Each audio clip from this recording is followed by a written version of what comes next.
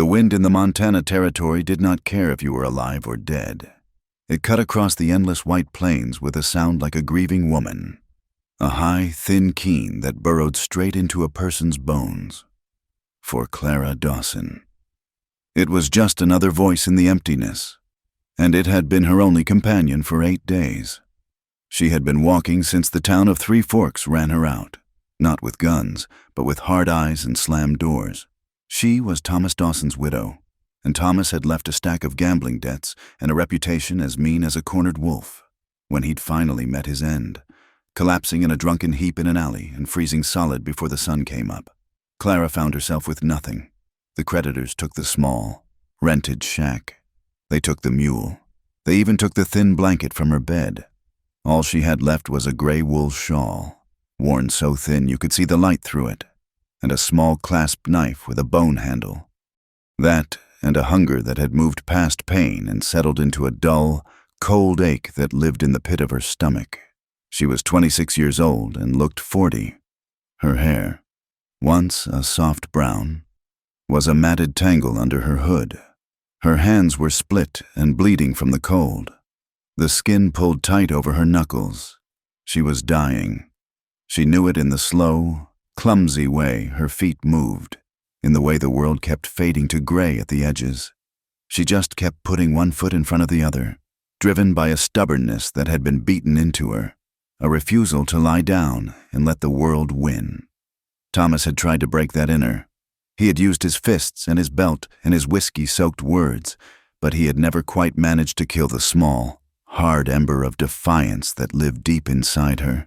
On the 9th day, when the sky was a bruised purple and the snow was starting to fall again, she saw it. At first, she thought the cold was finally making her see things. A dark line on the horizon. Not a hill, but something man-made. A fence post, fallen over. Then another, still standing. Hope was a dangerous thing. It hurt more than the hunger. But she turned her body toward it and pushed on. It was a ranch, or what was left of one. It sat low in a shallow basin, half buried in drifts that swept up to the windowsills. A large barn stood nearby, its main door slightly ajar, swinging in the wind with a mournful creak. The main house was dark. No smoke rose from the chimney. The corral was empty. It looked as abandoned as she felt. She thought about the owners. Maybe they had frozen. Or maybe they had just been smart enough to leave for warmer lands before the winter truly clamped its teeth down. Either way, the place was empty, and an empty place might have food. Clara moved toward the house, her knife clutched in a raw hand. She was not afraid of ghosts. The living were far worse. She pushed open the front door. It was not locked. The wind howled in behind her, chasing her into the front room. The cold inside was dense and still, different from the sharp cold outside. It was the cold of a place that had been left to die. The main room was large, with a stone fireplace that was black and cold. Furniture was covered in dusty canvas. "Hello?" she called out. Her voice was a dry croak. The only answer was the wind. She walked through the main room into a kitchen. A half-eaten loaf of bread sat on the table, frozen hard and covered in a pale green mold. A stack of plates sat in a dry sink. It looked like people had left in a hurry. She found a tin of coffee, half full, a sack of flour, mostly empty. But what was left seemed dry. And in the pantry, tucked in the back, a small crate of winter potatoes, shriveled but not yet rotten. She almost wept. She grabbed a potato and, with her knife, sawed off a piece and chewed it raw. The earthy, frozen taste was the best thing she had ever known. She was about to build a fire when she heard it, a sound from the back of the house, a low, miserable groan. Her heart seized. She held her knife tight and moved slowly down the dark hallway. There were 2 doors. The sound came from the one on the right. She pushed it open. The smell hit her first. The close, sour smell of sickness and unwashed bodies. The room was dark, the curtains drawn. On a large bed, under a pile of filthy quilts, lay 2 people. At first, she thought they were dead. They were ancient, their faces like dried apples, their mouths open. Then the woman's head turned on the pillow. Her eyes, cloudy with cataracts. Found Clara. Water, the woman whispered. The sound was like dry leaves scraping stone. Clara stared. The man beside her, thin as a skeleton, did not move. He just stared at the ceiling, his breathing shallow. On a table beside the bed, a pitcher and glass were overturned. A basin held frozen, foul water.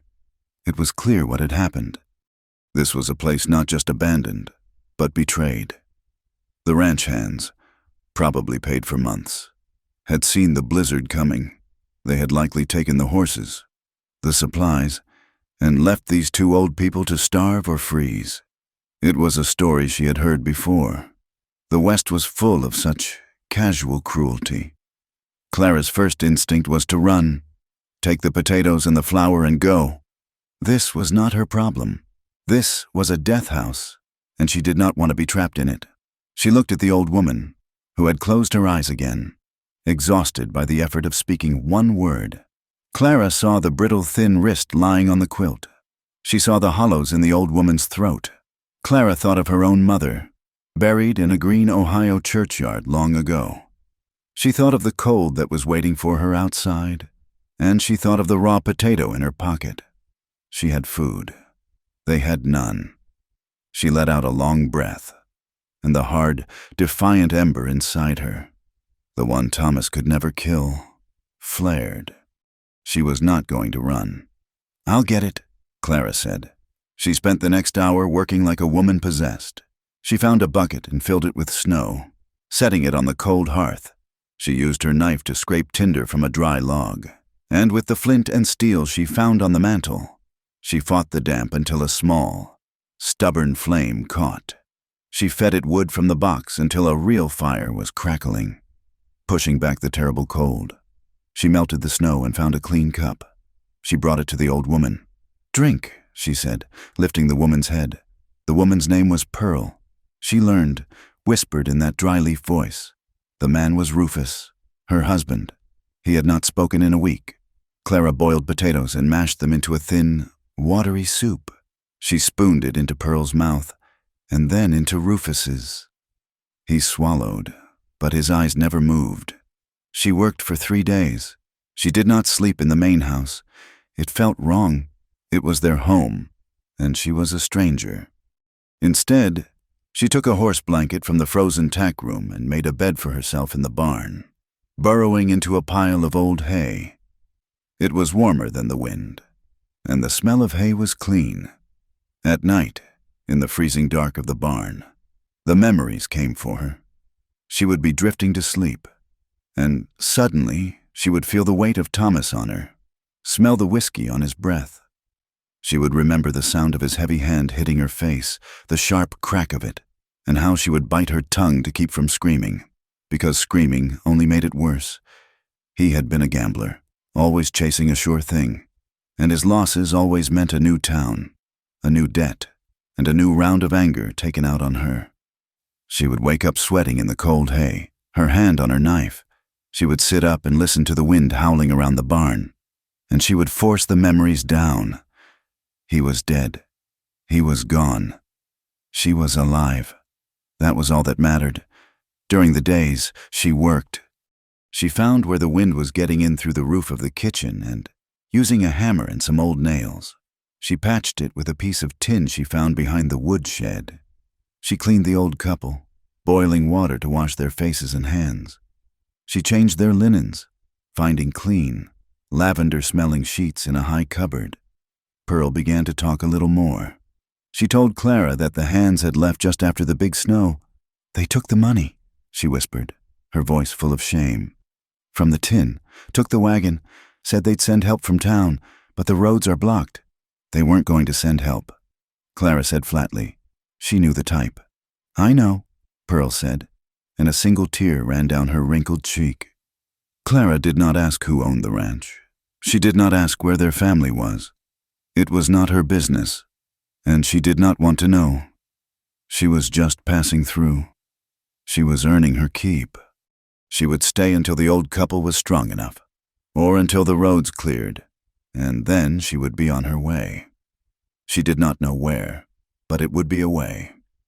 The ranch was isolated, a tiny speck of life in a universe of white.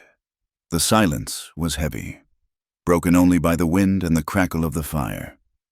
Clara kept the routine. Wake, break ice for water, build the fire, feed Pearl and Rufus, check the roof, search for more food. She found a small store of dried jerky and some beans. They would live. A month passed in this quiet, frozen rhythm. Pearl could now sit up on her own. Rufus would watch Clara with his silent eyes, and one day, when she brought him his soup, he reached out a shaky hand and touched her arm. It was a thank you. It was more than she had received from anyone in years. Then, one afternoon, the silence broke. Clara was in the kitchen, kneading the last of the flour into a tough dough, when she heard it, a horse. Not a tired, plodding walk, but a powerful, fast trot, crunching through the deep snow. Her blood went cold. It was not the sheriff. Town was still 50 miles away, and the roads were impassable. It was not the ranch hands. They would not dare return. That left someone else, someone from her past. Had Thomas's debts followed her even here?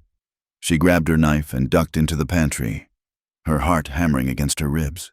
The front door slammed open, so hard it hit the wall. Heavy, spurred boots stamped on the wooden floor, shedding snow.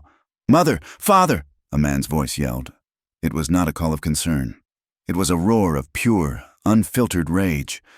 Clara held her breath. She heard the man stomp down the hall. She heard him stop at the bedroom door. There was a long, terrible silence. Then, "Who in the goddamn hell are you?"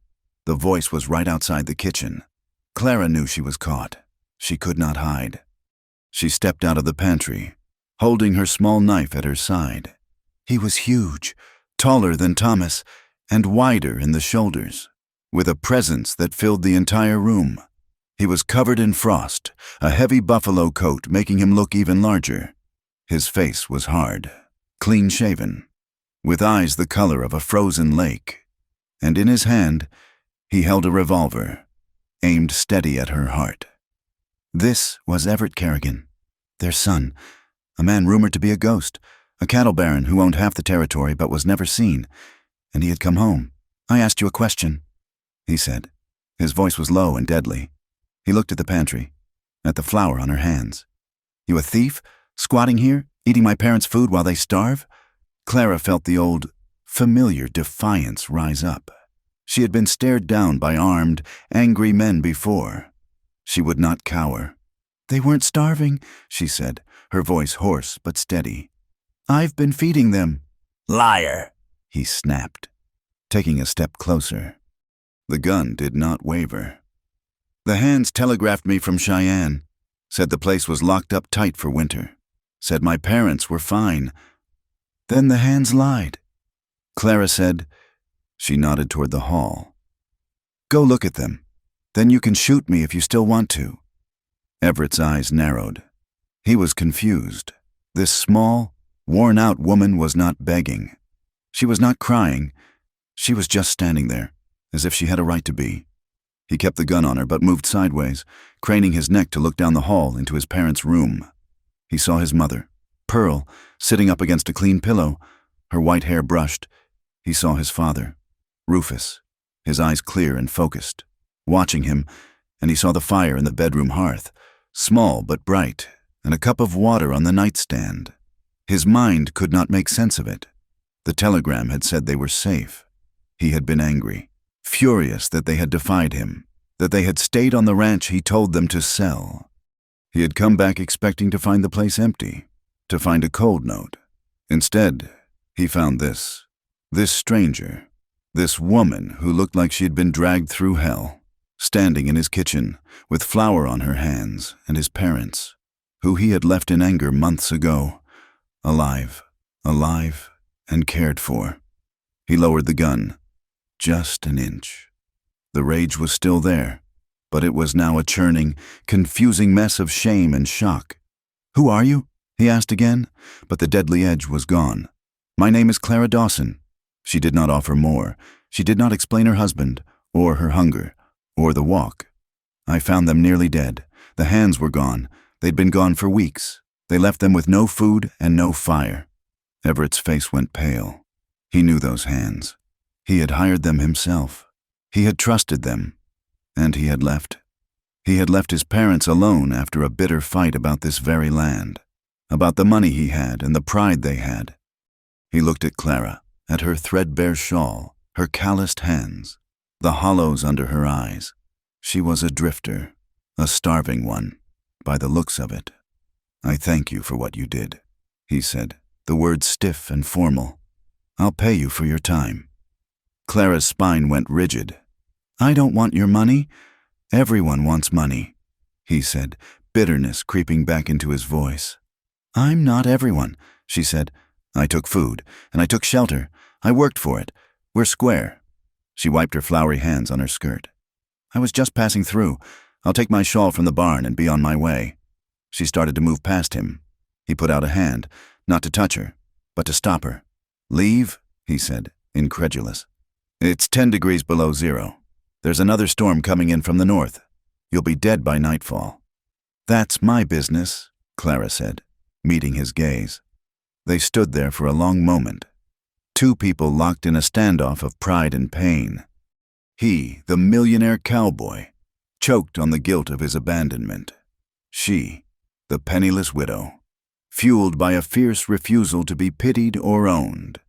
"You'll stay the night," Everett finally ordered. It was not a request. "You can't leave in this weather. You'll leave in the morning." Clara just nodded once. She turned and walked out the front door, back into the biting cold, heading for the barn. Everett stood in the kitchen, the warmth of the fire he had not built feeling like a burn on his skin. He went to his parents' room. His mother looked at him, and her eyes were full of a complicated mix of love and disappointment. "Her name is Clara," Pearl whispered. "She saved us. Everett, she's got a good heart. A sad one." Everett said nothing. He sat in the main room all night, in the dark, his coat still on. He was the master of a cattle empire, a man who could buy and sell towns, and he had been undone by a half-starved woman and the sight of a clean pillowcase. He could not sleep. The house was too warm, too quiet. And then he heard it. It came from the barn, carried on the wind. A voice. It was her. She was singing. It was not a happy song. It was a low, mournful lullaby, a tune he had never heard, and it was broken by the sound of quiet, desperate weeping. He listened to her sing to herself through her tears, alone in the hay, and for the first time in 10 years, Everett Kerrigan felt something other than anger or ambition.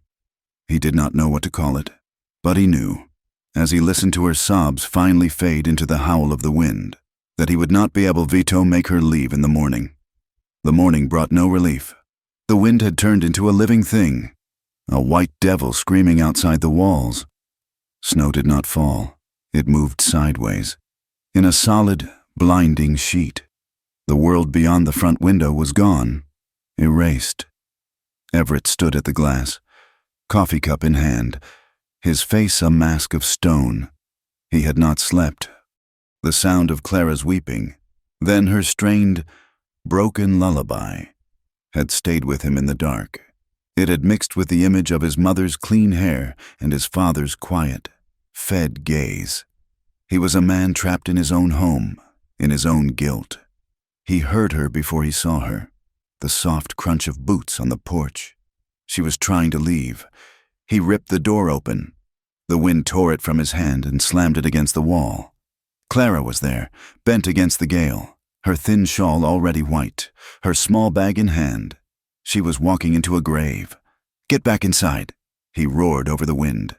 She stopped, turned. Her face was already rimmed with frost. "You said morning? Are you a fool?" he yelled, grabbing the door frame to keep his balance. "You will not last 10 minutes. Get inside." For a moment, he thought she would refuse. He saw that stubborn, hard ember flare in her eyes. She looked past him, at the blowing white death, and then back at him. Her pride was a strong thing, but her will to live was, perhaps, a fraction stronger. She did not move. Everett's patience snapped. He reached out, grabbed her by the thin fabric of her coat, and bodily hauled her back over the threshold. He kicked the door shut against the storm, and the world went suddenly, terrifyingly quiet. They stood in the front room, breathing hard. Snow melted from her shawl onto the wooden floor. "You will stay," he said. It was not an order, not a request. It was a fact. "You are trapped here. We all are." He looked at her, soaked and shivering. "Not in the barn. You'll freeze." He jerked his head toward the back of the house. "There's a small room, off the kitchen, where the help used to stay. It has a cot." "You'll stay there." Clara just nodded. She was too cold to argue, too tired to fight. She dripped her way to the small, cold room. It was little more than a closet, with a narrow bed and one high window that was completely blocked by a snowdrift. To her, after the barn, it was a palace, and so the long wait began. The blizzard did not let up for 4 days. The house became a small, wooden island in a howling white ocean. The wind shrieked, and the snow piled up, sealing them in. It buried the windows, casting the house in a permanent, gloomy twilight, lit only by the fireplaces and the few lamps Clara kept filled. For Everett, it was a special kind of prison. He was a man of action, of vast spaces and hard riding. To be trapped inside, with nothing to do but think, was bad enough.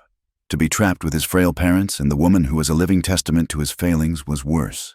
He began to watch her. He had nothing else to do. He watched her move. She was never still. She woke before him, and he would come into the main room to find the fires already built, the coffee already brewing, its smell a small comfort in the gloom. She moved without noise, a ghost in a worn gray dress. He sat in the corner of his parents' room, pretending to read a month-old newspaper, and watched her with Pearl. His mother was weak, but her mind was sharp. Clara, he saw, was patient. She boiled water and brought the basin to the bedside. She unwrapped a small, treasured piece of lye soap. "Let's get this hair clean. Pearl," she said softly. "It'll make you feel a sight better." Everett watched her gentle. Calloused hands worked the lather into his mother's thin, white hair. He had paid men $50 a month, and not one of them would have done this. They would have let his mother lie in her own filth. This stranger, this drifter, was washing her hair with the tenderness of a daughter. When she was done, she brushed it out, her strokes long and slow.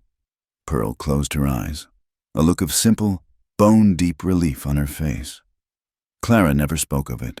She never looked to him for thanks. She just did the work, cleaned the basin, and moved on to the next thing. The next thing was Rufus's winter coat. It was a heavy wool thing, and the seam in the shoulder had ripped wide open. Everett had seen it, and had thought, "I'll have to buy him a new one in Helena." Clara sat by the fire in the main room, the heavy coat in her lap. She had found his mother's sewing basket. Her head was bent, her brow furrowed in concentration as she pushed the thick needle through the heavy wool. Her stitches were small and tight, not just a repair, but a careful, lasting mend. She did not hum. She did not sigh. She just worked, her face illuminated by the firelight, her expression serious. She never once asked for praise. She never said, "Look what I have done." This, more than anything, unsettled Everett. The women he knew, the few he allowed into his world, were always managing, always hinting, always angling for something. Clara Dawson seemed to want only one thing, to be left alone to do the work that was in front of her. The meals were the hardest. They ate in the kitchen, as the main dining room was too large and too cold to heat. Everett would carry his father to a chair, and Clara would help Pearl. The four of them would sit at the scarred pine table. The silence of the first day was unbearable, broken only by the scrape of spoons and the scream of the wind. On the second day, Everett could not stand it. "Where you from?" he asked, his voice sounding too loud in the small room. Clara did not look up from her plate of beans. "Ohio. Long way." "It is. What brought you to Montana?" She finally lifted her eyes. They were a clear, tired gray. "My husband." "Where is he?" Everett asked. Though he knew the answer, a woman like this was not traveling alone by choice. "He's dead," she said, her voice flat. Froze in 3 Forks after a night of drinking. Everett had no answer for that.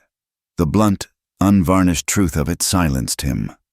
He saw the faint, old bruise that mapped the bone under her left eye, a shadow that the firelight could not hide. He suddenly understood the kind of man her husband had been. It was Pearl who spoke, her voice still frail. "You're a good woman, Clara, to stay with a man like that." Clara put her spoon down. "Being good had nothing to do with it. Pearl, I stayed because I had nowhere else to go, and because I was a coward."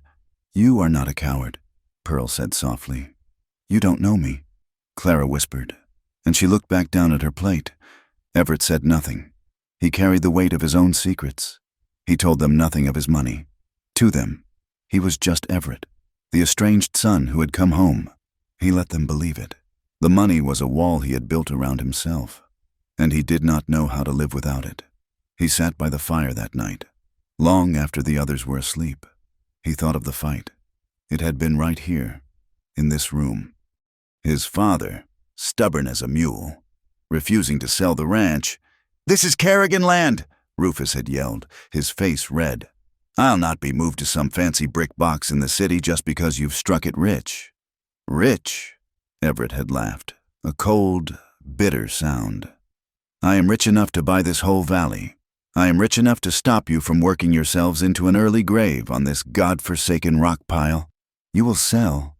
"I will not," Rufus had said, his voice dropping to a whisper. "This is home. This is where your brother is buried." That had been the end. The mention of his little brother, Daniel, the one who had died in a riding accident when Everett was 16, the accident Everett still blamed himself for. He had stormed out, vowing to let them sit here until they begged him for help. And they had. They just had not begged him. They had nearly died, and a half-starved widow had saved them. The guilt was a physical thing, a stone in his chest. He, Everett Kerrigan, who could move mountains of cattle and bend markets to his will, had almost let his own parents freeze to death over a childish fit of pride. The next day, the conversation at the table turned again. Maybe it was the confinement, the endless howl of the wind that pulled confessions from people. "We had a child," Clara said. Everett, who had been staring into his coffee, looked up. She was speaking to Pearl, but her voice was loud enough for the room. "We had a boy. He was born in a mining camp in the Dakotas. It was not a good place." She stopped, and her hands clenched in her lap. "He didn't draw breath," she said, her voice terribly clear.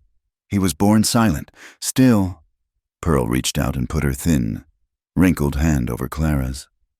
"They wouldn't let me hold him," Clara continued, her eyes fixed on the tabletop. "My husband, Thomas, he said it was a waste of time. He took the body, buried it somewhere. I don't even know where. He was drinking. He said it was my fault, that I was built wrong." She took a shaky breath.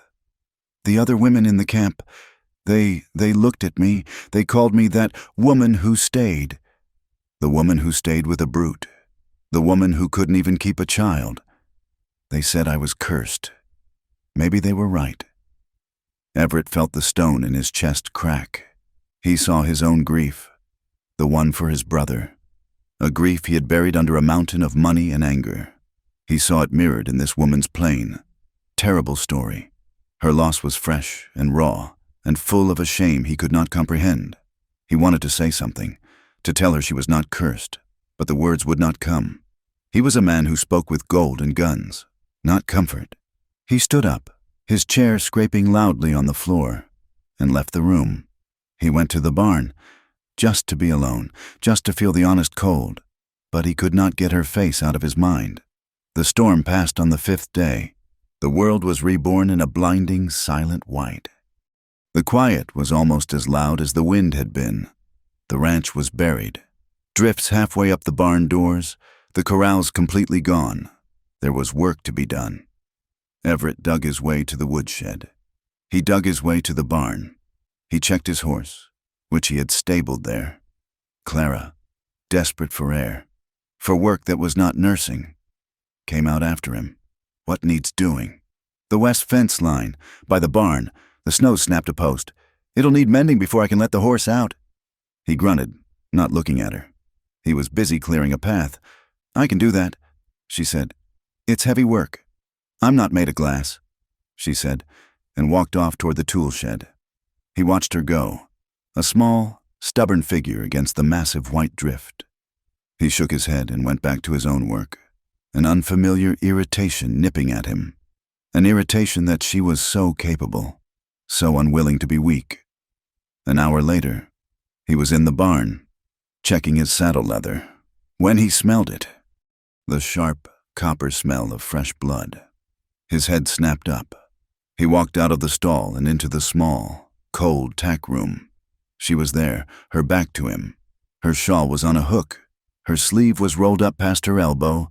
A dark, jagged gash, a good 3 inches long, ran up her forearm. It was deep. Blood was welling up, bright red, and dripping onto the floor. It must have been the splintered fence post. She had his mother's sewing kit balanced on a barrel. In her right hand, she held a needle, the thread already through it. She was breathing in short, sharp hisses, her face pale. She was trying to stitch herself up. Everett did not say a word. He did not think.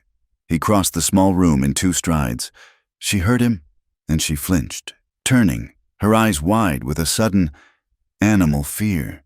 It was the look of a creature long used to being struck.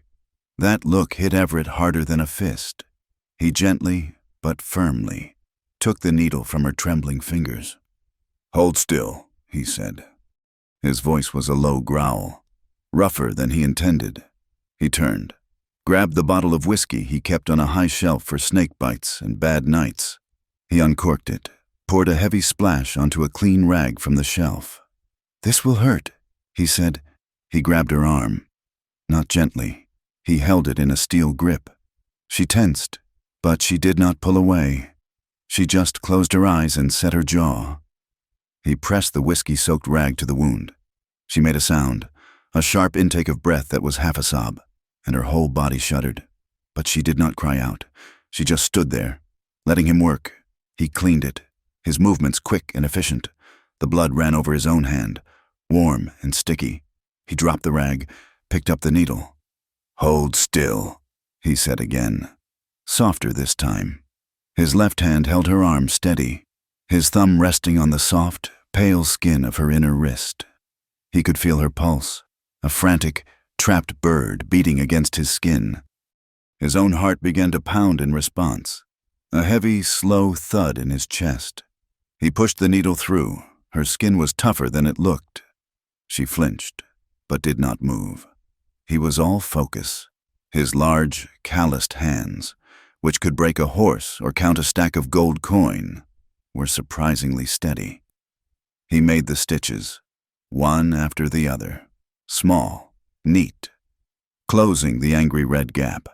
The world shrank to the small space between them. The smell of the hay, the cold, the whiskey, and the faint, clean, womanly scent of her skin. He could feel the warmth of her arm. Even through the cold, he could see the pulse beating in her throat. His thumb brushed against hers as he tied off the thread. It was nothing, a feather-light touch, but it felt like a bolt of lightning. Clara's eyes snapped open.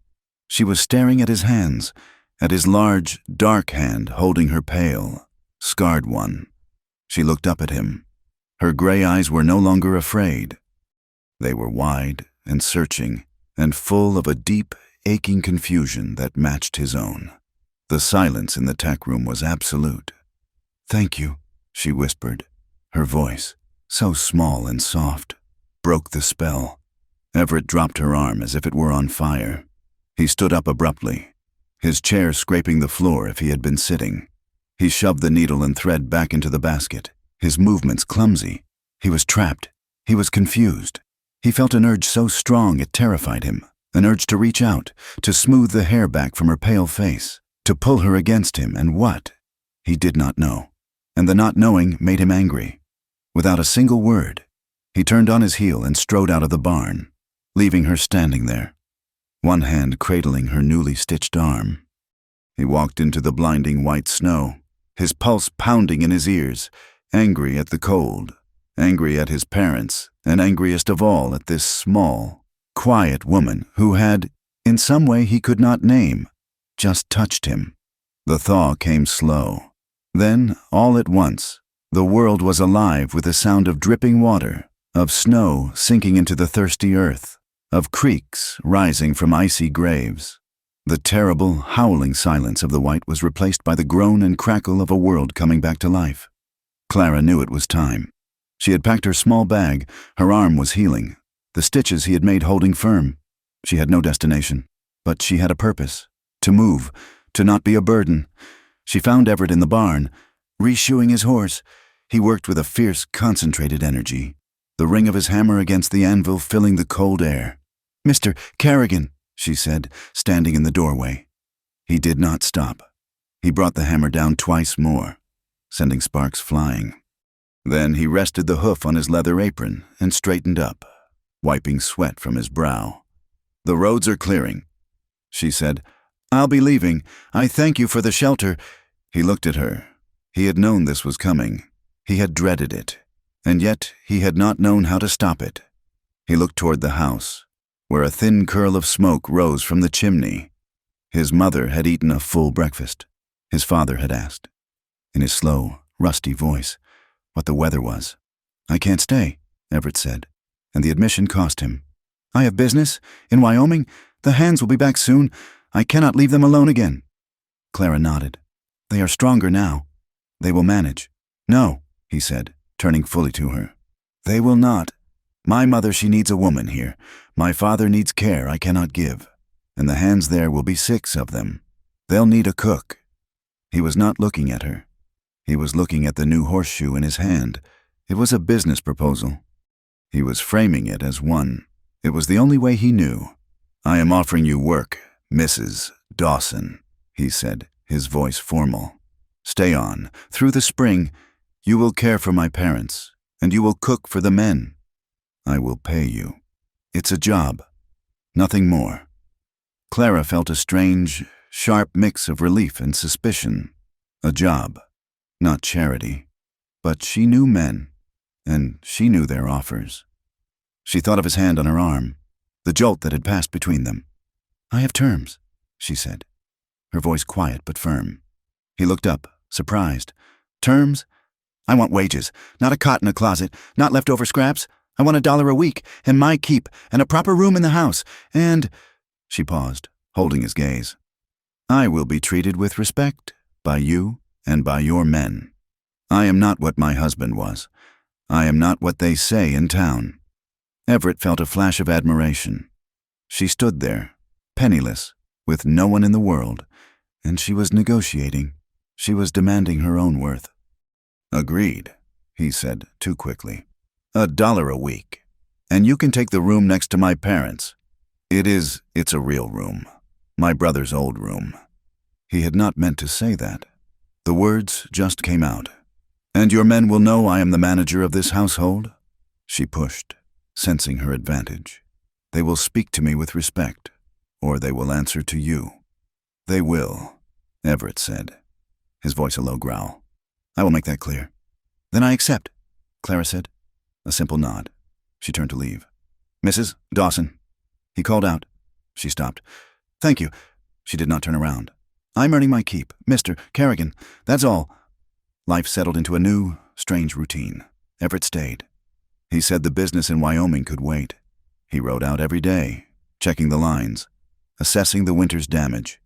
He was a man possessed, working from sunup to sundown, as if physical exhaustion could keep his thoughts at bay. The ranch hands returned. A rough crew, 4 men with hard eyes and tobacco-stained beards, led by a foreman named Silas. They had heard Everett was back, and they had come for their pay.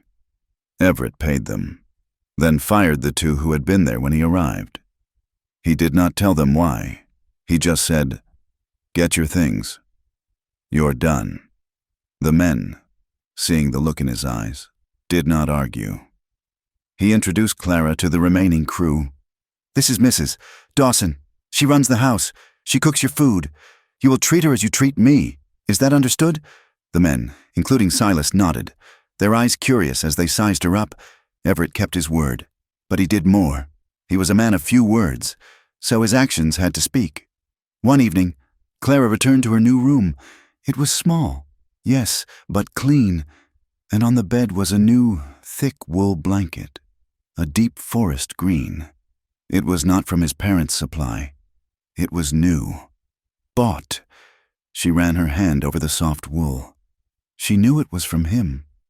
It felt like pity, a hot flush of it, and she wanted to throw it on the floor. But that night, when the temperature dropped, she pulled it up to her chin, and the warmth was a guilty comfort. Another time, he returned from a hunt, a large buck strapped to his horse. He told the men to butcher it, then said, "The tenderloins and the back straps go to the house, for Mrs. Dawson. The rest is for the bunkhouse." The men looked surprised. The best cuts always went to the boss. Clara heard about it from Silas, the foreman. "Boss sets a fine table for you, ma'am," he said, a small, knowing smirk on his face. Clara just flushed and turned back to her bread dough. Weeks passed. The snow receded, leaving behind a world of thick, clinging mud. They were running low on essentials: salt, flour, coffee, lard. "We need supplies," Everett announced at breakfast. "The roads are a mess, but the wagon can make it to 3 Streams. Mrs. Dawson, you had best come, to make sure Gable gives us what you need for the kitchen, not what he wants to get rid of." Clara's heart seized. Town, people. She had not faced people. Not since before. She had hidden in the wilderness. Then in this house, the idea of walking down a street, of being seen, made her hands go cold. "I can make a list," she said quietly. "A list can be argued with," Everett said, his voice flat. "You know what you need. You'll come." It was an order. She nodded, her jaw tight. The ride was long and cold. The mud sucked at the wagon wheels. Everett drove, his eyes on the horizon. Clara sat beside him, her hands clenched in her lap, her threadbare shawl pulled tight. The silence between them was thick, not uncomfortable, just watchful. He had not touched her, had barely spoken to her, since that day in the barn, but she felt his presence like a physical weight. 3 Streams was not a town. It was a scar. One main street, ankle-deep in mud, lined with a dozen false-fronted wooden buildings, a mercantile, a saloon, a blacksmith, and a small, stark white church. As they pulled up to the mercantile, the town went quiet. A man spitting tobacco on the boardwalk stopped, his mouth open. Mrs. Gable, the owner's wife, a woman built like a barrel, peered through the dirty glass of her front window. "Wait here," Everett said, climbing down. "I'll get the heavy sacks." Clara watched him go. She wanted to shrink, to disappear into the wagon seat, but she knew she could not. She had made a bargain. She was the household manager. She took a breath, held her head high, and climbed down. The mud sucked at her boots. She walked onto the boardwalk, and the whispers started. They were quiet, but they cut like knives. "That's Kerrigan. Looks mean as ever. Who's that he's got with him? Lord, ain't that Thomas Dawson's widow? Heard she was compromised, living out there, alone with him. A dirty widow. Shameful." Clara heard every word. Her back went ramrod straight. She fixed her eyes on the mercantile door and kept walking. She could feel their eyes on her, stripping her bare, judging her, condemning her. Inside, Everett was at the counter, his voice a low rumble as he read from a list. Mr. Gable, a small, nervous man, was weighing out beans. "And I'll need thread. Mr. Gable," Clara said, her voice clear and loud. The room went silent. Everett turned. "Mr." Gable looked up, startled. "Mrs. Dawson," Clara said, meeting his watery eyes. "I am Mrs. Dawson. I manage the Kerrigan Ranch. I need black thread, number 40, and 6 dozen buttons." "Mr." Gable gaped, then hurried to get what she asked for. Everett watched her, a strange, unreadable expression on his face. He had expected her to hide. Instead, she had announced herself. They finished their business. As they walked out, loaded with parcels, they passed the small white church. The preacher, a tall, thin man named Reverend Pike, was standing on the steps. He had a face like a sour apple. He nodded stiffly to Everett. "Mr. Carrigan, a blessing to see you. We had feared for you and your parents this winter. Will you be joining us for services on Sunday?" Everett, who had not seen the inside of a church in a decade, just grunted. "Not likely. Reverend." Clara, however, paused. She looked at the church. It was a plain, poor building, but the open door promised quiet and order, and a peace she had not felt since she was a girl in Ohio. A deep, aching memory of hymns and wooden pews rose in her. The preacher saw her looking. His eyes, which had been respectful for Everett, turned to stone. He looked her up and down, from her mended boots to her worn shawl. "Ma'am," he said, his voice ringing with a cold, righteous authority, "I must ask you not to linger. Your presence would be a distraction to the faithful." He did not say it. He did not have to. "Your kind." Clara's face went white, then flooded with a deep, painful red. She felt as if he had slapped her. She said nothing. She had no words. She just turned, her shoulders rigid, and walked back to the wagon. Everett stood frozen for a second. He looked at the preacher. He looked at Clara's retreating back. A low, animal growl started in his chest. He took a step toward the Reverend. "If she is not welcome, Reverend," Everett said, his voice dangerously soft, "then neither is my money, and I believe my tithe pays for the wood that heats your little box." He turned and strode back to the wagon, leaving the preacher pale and sputtering on the steps. The ride home was a torment. Everett's rage was a black cloud in the wagon. He lashed the horses, his jaw set, his knuckles white. Clara sat beside him, a statue of shame. She had not just been insulted, she had been cast out, publicly. She was unclean. Everett tried to ignore it. He tried to tell himself it was not his business. She was his employee. This was her fight. But the image of her white, stricken face would not leave him. A few days later, the dam of his denial broke. He had been out with Silas, checking a distant fence line. They rode back in at dusk. As they approached the barn, Everett pulled his horse up short. "What in God's name?" Silas whispered.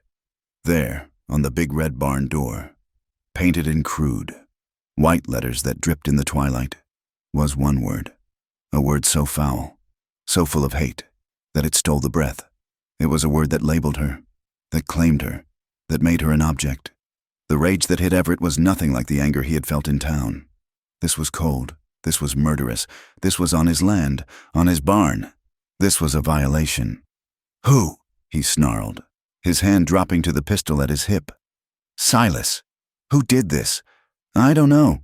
Boss," Silas said, his face pale. "Must have been someone from town, or maybe one of the hands we let go." "Find out," Everett ordered. "I want a name." He swung down from his horse, his body shaking. He was going to ride to town. He was going to find the man. He was going to kill him. He stormed toward the house, his mind black with violence. And then he stopped. He saw Clara. She was at the water pump, near the kitchen door. She was not pumping. She was just standing there, her back to him, her head bowed. He thought she was looking at the ground. Then he saw her shoulders shake. She was crying. It was not the broken, desperate sobbing he had heard from the barn. This was a silent, defeated, hopeless weeping, a crying of pure shame. She knew what was on the barn. She had seen it, and in that one awful moment, Everett understood. The whispers, the preacher, the paint on his barn. It was not just gossip. It was a judgment. The town, the world, saw her as disposable, a piece of trash, something to be used, mocked, and thrown away. And his presence, his protection, had only made it worse. They thought she was his. He did not go to her. He did not know what to say. The rage in him shifted, solidified. He turned, got back on his horse. "Where you going, boss?" Silas asked.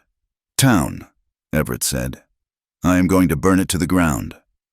He rode into 3 streams like a bat out of hell, his horse kicking up mud. He did not go to the saloon. He went to the mercantile. He slammed the door open. Mr. Gable, Reverend Pike, and the saloon owner, Mr. Brody, were there, playing cards. They looked up, their faces a mix of fear and surprise. "Who did it?" Everett demanded. His voice was not loud. It was worse. It was quiet and full of death. "Who did what? Mr. Carrigan?" Gable stammered, standing up. "Do not play games with me. Who painted my barn?" "Now, Everett," the Reverend began, standing, trying to use his authority. "We do not condone vandalism, but you must understand the moral sensibilities of this community. When a man of your stature flaunts—" Everett crossed the room and grabbed the preacher by his starched collar, lifting him half off the floor. "I will ask you one more time," Everett snarled, his face inches from the terrified man's. "Who?" It was young Tom Riley," the saloon owner blurted out. "He'd been drinking, bragging, said he was going to mark your property."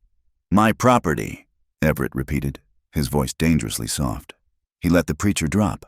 "You think she is my property. You think because she is a widow, because she is poor, she is a thing. You sit here in your warm homes, judging a woman who has endured more than any of you cowards could survive in a lifetime." He backed away, his eyes sweeping over them. "She is not my property," he said, his voice ringing. "She is the manager of my household. She is under my protection.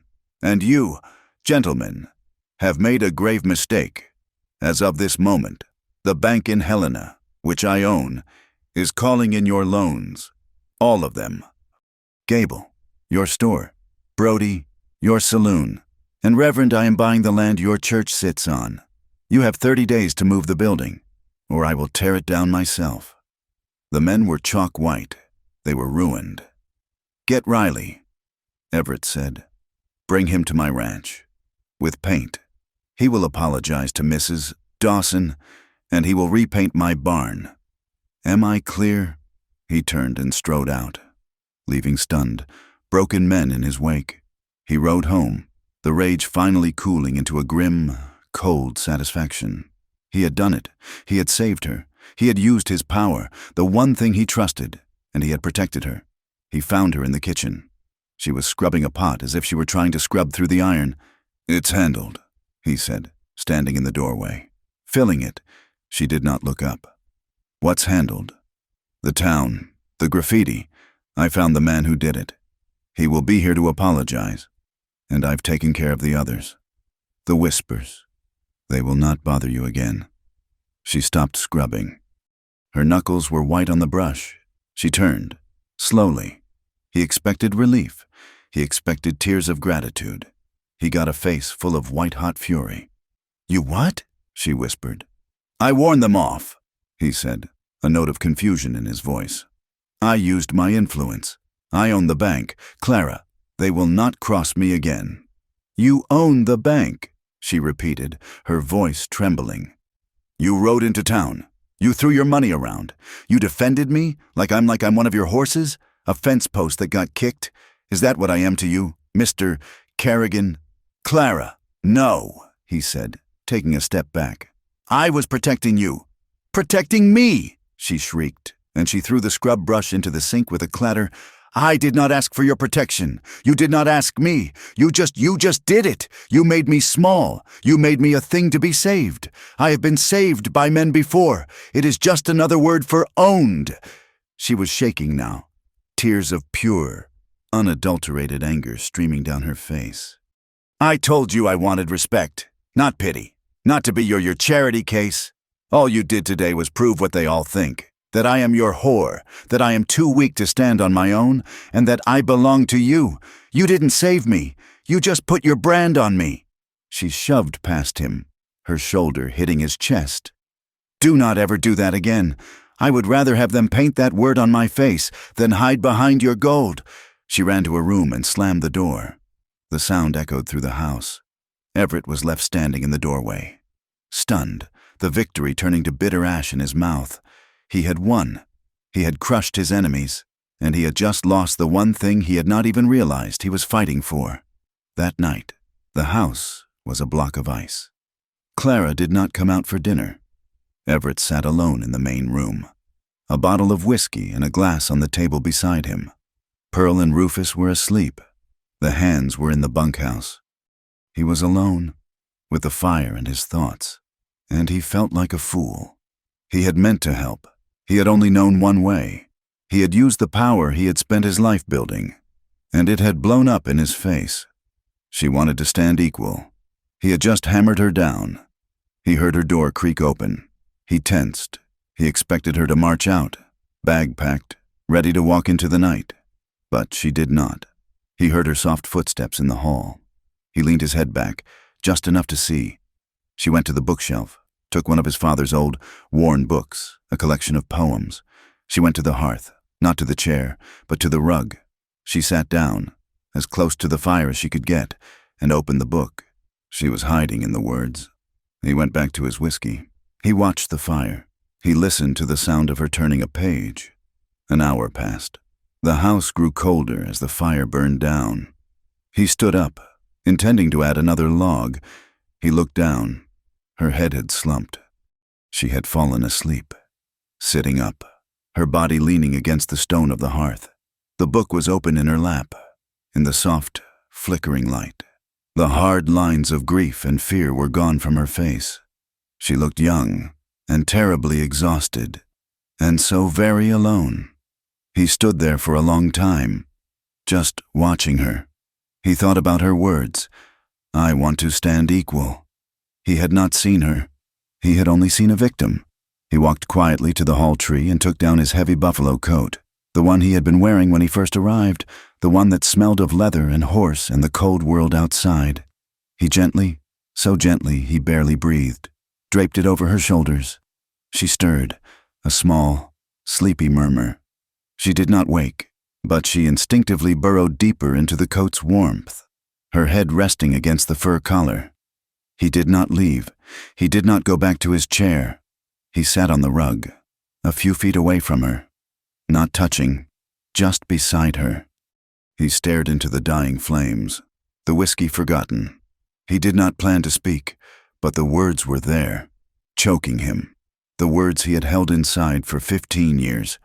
"My brother," he said, his voice rough and low, startling himself. "Daniel." Clara stirred. Her eyes opened, hazy with sleep. She saw him, and for a second, the anger flared. But his voice, his posture, stopped her. He was not looking at her. He was looking into the heart of the fire. He was 10. Everett continued, his voice a raw whisper. "I was 16. I was supposed to be watching him, but I was breaking a new colt, a mean-spirited bay. I was full of myself. I told him to stay on the fence, but he wanted to be like me. He snuck into the corral, behind me." Everett's hand, resting on his knee, clenched into a white-knuckled fist. The colt, it went mad. It saw him. It struck him, kicked him, right in the head. He never made a sound. He stopped, his breathing harsh. "He died before the sun set. My father came and carried him in. He looked at me. He never said the words. He never said, 'It's your fault.' He didn't have to." Clara was wide awake now, the book forgotten. She was watching his face, seeing not the tyrant, but the broken 16-year-old boy. "That's when I left," Everett whispered. "I couldn't stand the sight of this place. I couldn't stand his silence, his blame. I went out to make money. I thought if I made enough, if I became powerful enough, I could buy my way out of it. Buy a new life, I don't know, absolution. I drove myself. I loved the fortune because it meant I didn't have to love anything else. Loving anything it just means you have something else to lose, something else to fail." He finally, slowly, turned his head and looked at her. His eyes were raw, shining with a grief he had not shown another living soul. "I wasn't trying to make you small today, Clara," he said, his voice cracking. I saw them hurting you, and I only know one way to fight. With power, with money. It's all I have. It's the only thing I've built." Clara looked at him, and all the anger, all the shame, drained out of her. She saw him, not the millionaire cattle baron, not the man who had terrified her with a gun, just a man, as broken and haunted as she was, her stillborn child, buried in an unmarked grave, his dead brother, buried on the hill, her shame, his guilt. They were just different verses of the same sad song. Slowly, giving him every chance to pull away, she moved her hand, the one he had stitched.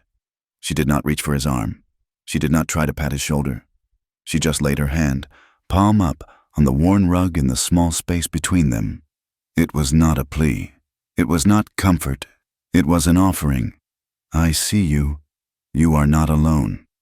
Everett looked at her hand. It was red and calloused from the lye soap and the hard work. A thin, neat scar ran across the back of it. His scar? He unclenched his fist. He watched his own hand as if it belonged to someone else. He turned it, palm down, and laid it over hers. His hand was huge, warm, calloused. It covered hers completely. Her fingers were steady beneath his palm. They did not speak again. There was nothing left to say. The wind moaned softly outside, a counterpoint to the quiet in the room. They just sat there, side by side, his hand covering hers. The fire popped and hissed, burning itself out. It shrank from a warm, yellow light to a dull, pulsing red glow. And they sat, two lost souls in the vast, cold darkness of the West, anchored by their pain, connected by a simple touch, until the last ember died and the room was filled with the cold. That night by the fire changed the air in the house. The ice had not just melted, it had cracked and shifted, leaving the ground between Clara and Everett unfamiliar and strange. They were no longer just a boss and his cook. They were two people who had seen the raw, unhealed wounds the other carried. They moved around each other with a new, clumsy awareness. He would watch her knead dough, his eyes tracing the line of her back, and she would feel his gaze like a physical touch, her hands faltering. She would hand him his coffee, and their fingers would brush. A small spark that made them both pull back, their faces set in a mask of determined politeness. They were still Mr. Carrigan and Mrs. Dawson. The names felt like a lie, a thin sheet of ice over a deep, running current, but the land did not care for their awkwardness. Spring had come, and it was a violent, muddy birth. The snow retreated, leaving the earth scarred and brown, the creeks roaring with meltwater. The ranch was a flurry of work.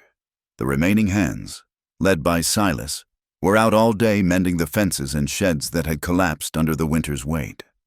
Clara had found her rhythm. She was no longer a ghost. She was the heart of the house. She gave Pearl her medicine. She read the newspaper to Rufus, whose eyes were too weak. She managed the stores. She baked. She scrubbed. And in the work, she found a fragile peace. She had a purpose. She was earning her way. She was, for the first time in her life, respected. She was in the yard, hanging clean linens on a line she and Silas had strung, when she heard the horse. It was not Everett's powerful, thundering bay. This was a tired, clumsy walk, the sound of a horse that had been ridden hard and put up wet. A man on a sway-backed roan rode into the yard. He was thin, with a mean, narrow face and a patchy beard. He wore a threadbare duster, and his eyes, small and quick, darted around, taking in the ranch, the new mended corral, the smoke from the chimney. Clara's hands stilled on the line. She did not recognize him at first. She just felt a cold, familiar dread settle in her stomach. It was the dread of the past, a thing she had thought was buried under the snow. The man saw her. A slow, greasy smile spread across his face. "Well, I'll be," he called out, his voice a nasal whine. "Clara Dawson, or should I say, Clara Carrigan now. Heard you'd landed on your feet, landed right in a rich man's bed from the looks of it." Clara's blood ran cold. She knew him now. Tom, her husband's cousin, a small-time card sharp and a bully, a man who had always looked at her with a hunger that made her skin crawl. "What do you want, Tom?" she asked, her voice flat. She would not let him see her fear. "What do I want?" He swung down from his horse, his boots sinking into the mud. I want what's owed. My cousin, your worthless husband, he died owing me $50. Thomas had no money. Clara said, he owed everyone, but he owed me. Tom said, taking a step closer. He was enjoying this. He saw the way she was dressed, her clothes clean, her hair tied back. He saw the strength in her. He hated it. $50 for cards, and another $10 for the pine box I had to buy him. You're his widow. The debt is yours. I have no money for you, Clara said, backing away. Looks like your new man does. Tom sneered, looking around the yard. Or maybe you can work it off. I'm sure we could come to an arrangement. He licked his lips. The screen door of the main house slammed open. Everett stepped onto the porch. He did not have his coat on. He was in his shirt sleeves, his hands empty, but his presence was enough to make Tom freeze. Who are you? Everett asked. His voice was not loud. It was low and flat and full of a cold danger. I'm here for her, Tom said, trying to sound brave, but his eyes flickered. She owes me. Family business. She has no family, Everett said, walking down the steps. And this is my land. You have 1 minute to get on your horse and ride out. You can't just... This is not a discussion. Everett's eyes were chips of ice. Tom looked from Everett's broad shoulders to Clara's pale, set face. He knew he was outmatched, but the greed and the spite made him bold. I ain't leaving without my money. She owes me, and I'll get it, or I'll tell every man in this territory what she is, what she was. Thomas's property. And now, I guess, she's yours. That was the line. Everett did not say another word. He turned, his movements calm and deliberate, and walked back into the house. The ranch hands had stopped working. Silas was watching from the barn, his hand on a pitchfork. Everett came back out. He was holding his repeating rifle, the one he kept oiled and ready by the door. He jacked a shell into the chamber. The schlick-schlack sound was deafening in the quiet yard. He leveled the rifle at Tom's chest. I am not a patient man. Everett said, Get out! Everett, no! Clara's voice was sharp. She ran and stood directly between the rifle and Tom. Everett's eyes widened, but he did not lower the gun. Clara, move! He commanded. No, she said, her back to Tom. Her eyes locked on Everett's. Please, do not do this. He's trash. Clara, he's threatening you. I know what he is, she said, her voice shaking, but full of that iron she had. I have known men like him my whole life. This is my debt. This is my past. You told me I could stand beside you. Let me finish this my way. Everett's jaw was a hard knot of granite. He wanted to kill this man. He wanted to wipe that sneer off his face. But he saw her. She was not asking to be saved. She was asking him to trust her. He slowly, agonizingly, lowered the rifle. Just an inch. Clara turned to face Tom. The man was pale, his eyes on the gun. You want your money? Clara said, You'll have it. She walked past him, into the house, into her small room. Tucked under her thin mattress was a small tin box. In it was the money she had earned. $12. $1 a week, for 3 months. It was the only money she had ever earned for herself in her life. It was her freedom, her future. She came back out onto the porch and walked down into the mud. She held out the tin. There are $12 here, she said. It is every cent I have. It is all you will ever get from me. Take it, and pay for your own burial. Tom looked at the tin, then at her, then at Everett. He saw the rifle. He saw the cold promise in Everett's eyes, but he also saw the money. Greed won.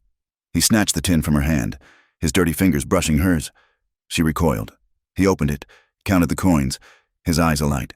$12. It ain't 50, but it's a start, I suppose. He looked at her, his face twisting into a mask of pure, bitter spite. He was angry that she had it, angry that she had a man with a rifle, angry that she was clean. He wanted to mark her, to ruin this. He hawked and he spat. It landed in the mud, just on the hem of her clean gray dress. The world went silent. The only sound was a high, thin ringing in Everett's ears. He saw the dark, ugly stain on her skirt. He raised the rifle. "You're a dead man," he whispered. He pulled back the hammer. The click was final. "No," Clara said, but she did not move. She put a hand on Everett's arm, her grip surprisingly strong. "If you do that for me," she said, her voice so soft he barely heard it, "I'll never forgive you."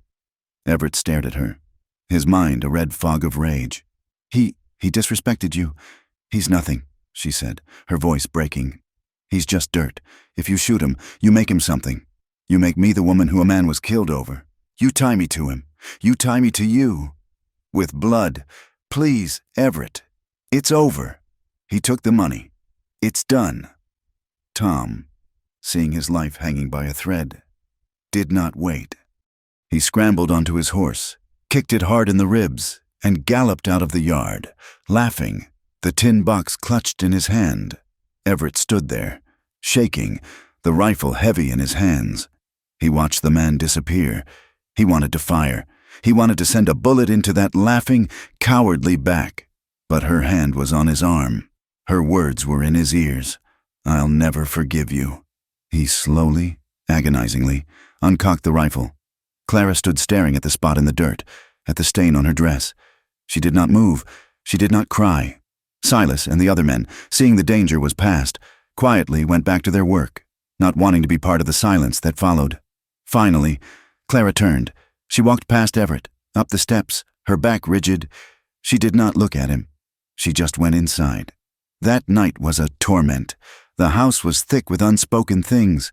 Clara served dinner, her face pale, her eyes blank. She had changed her dress. She did not speak. She did not look at him. Everett ate. Or rather, he pushed food around his plate, his own anger and shame churning in his gut. He had let her down. He had let that thing ride away. He had stood there like a fool. After she cleared the plates and helped Pearl to bed, she disappeared. He sat by the fire, but it gave him no comfort. He had respected her wish.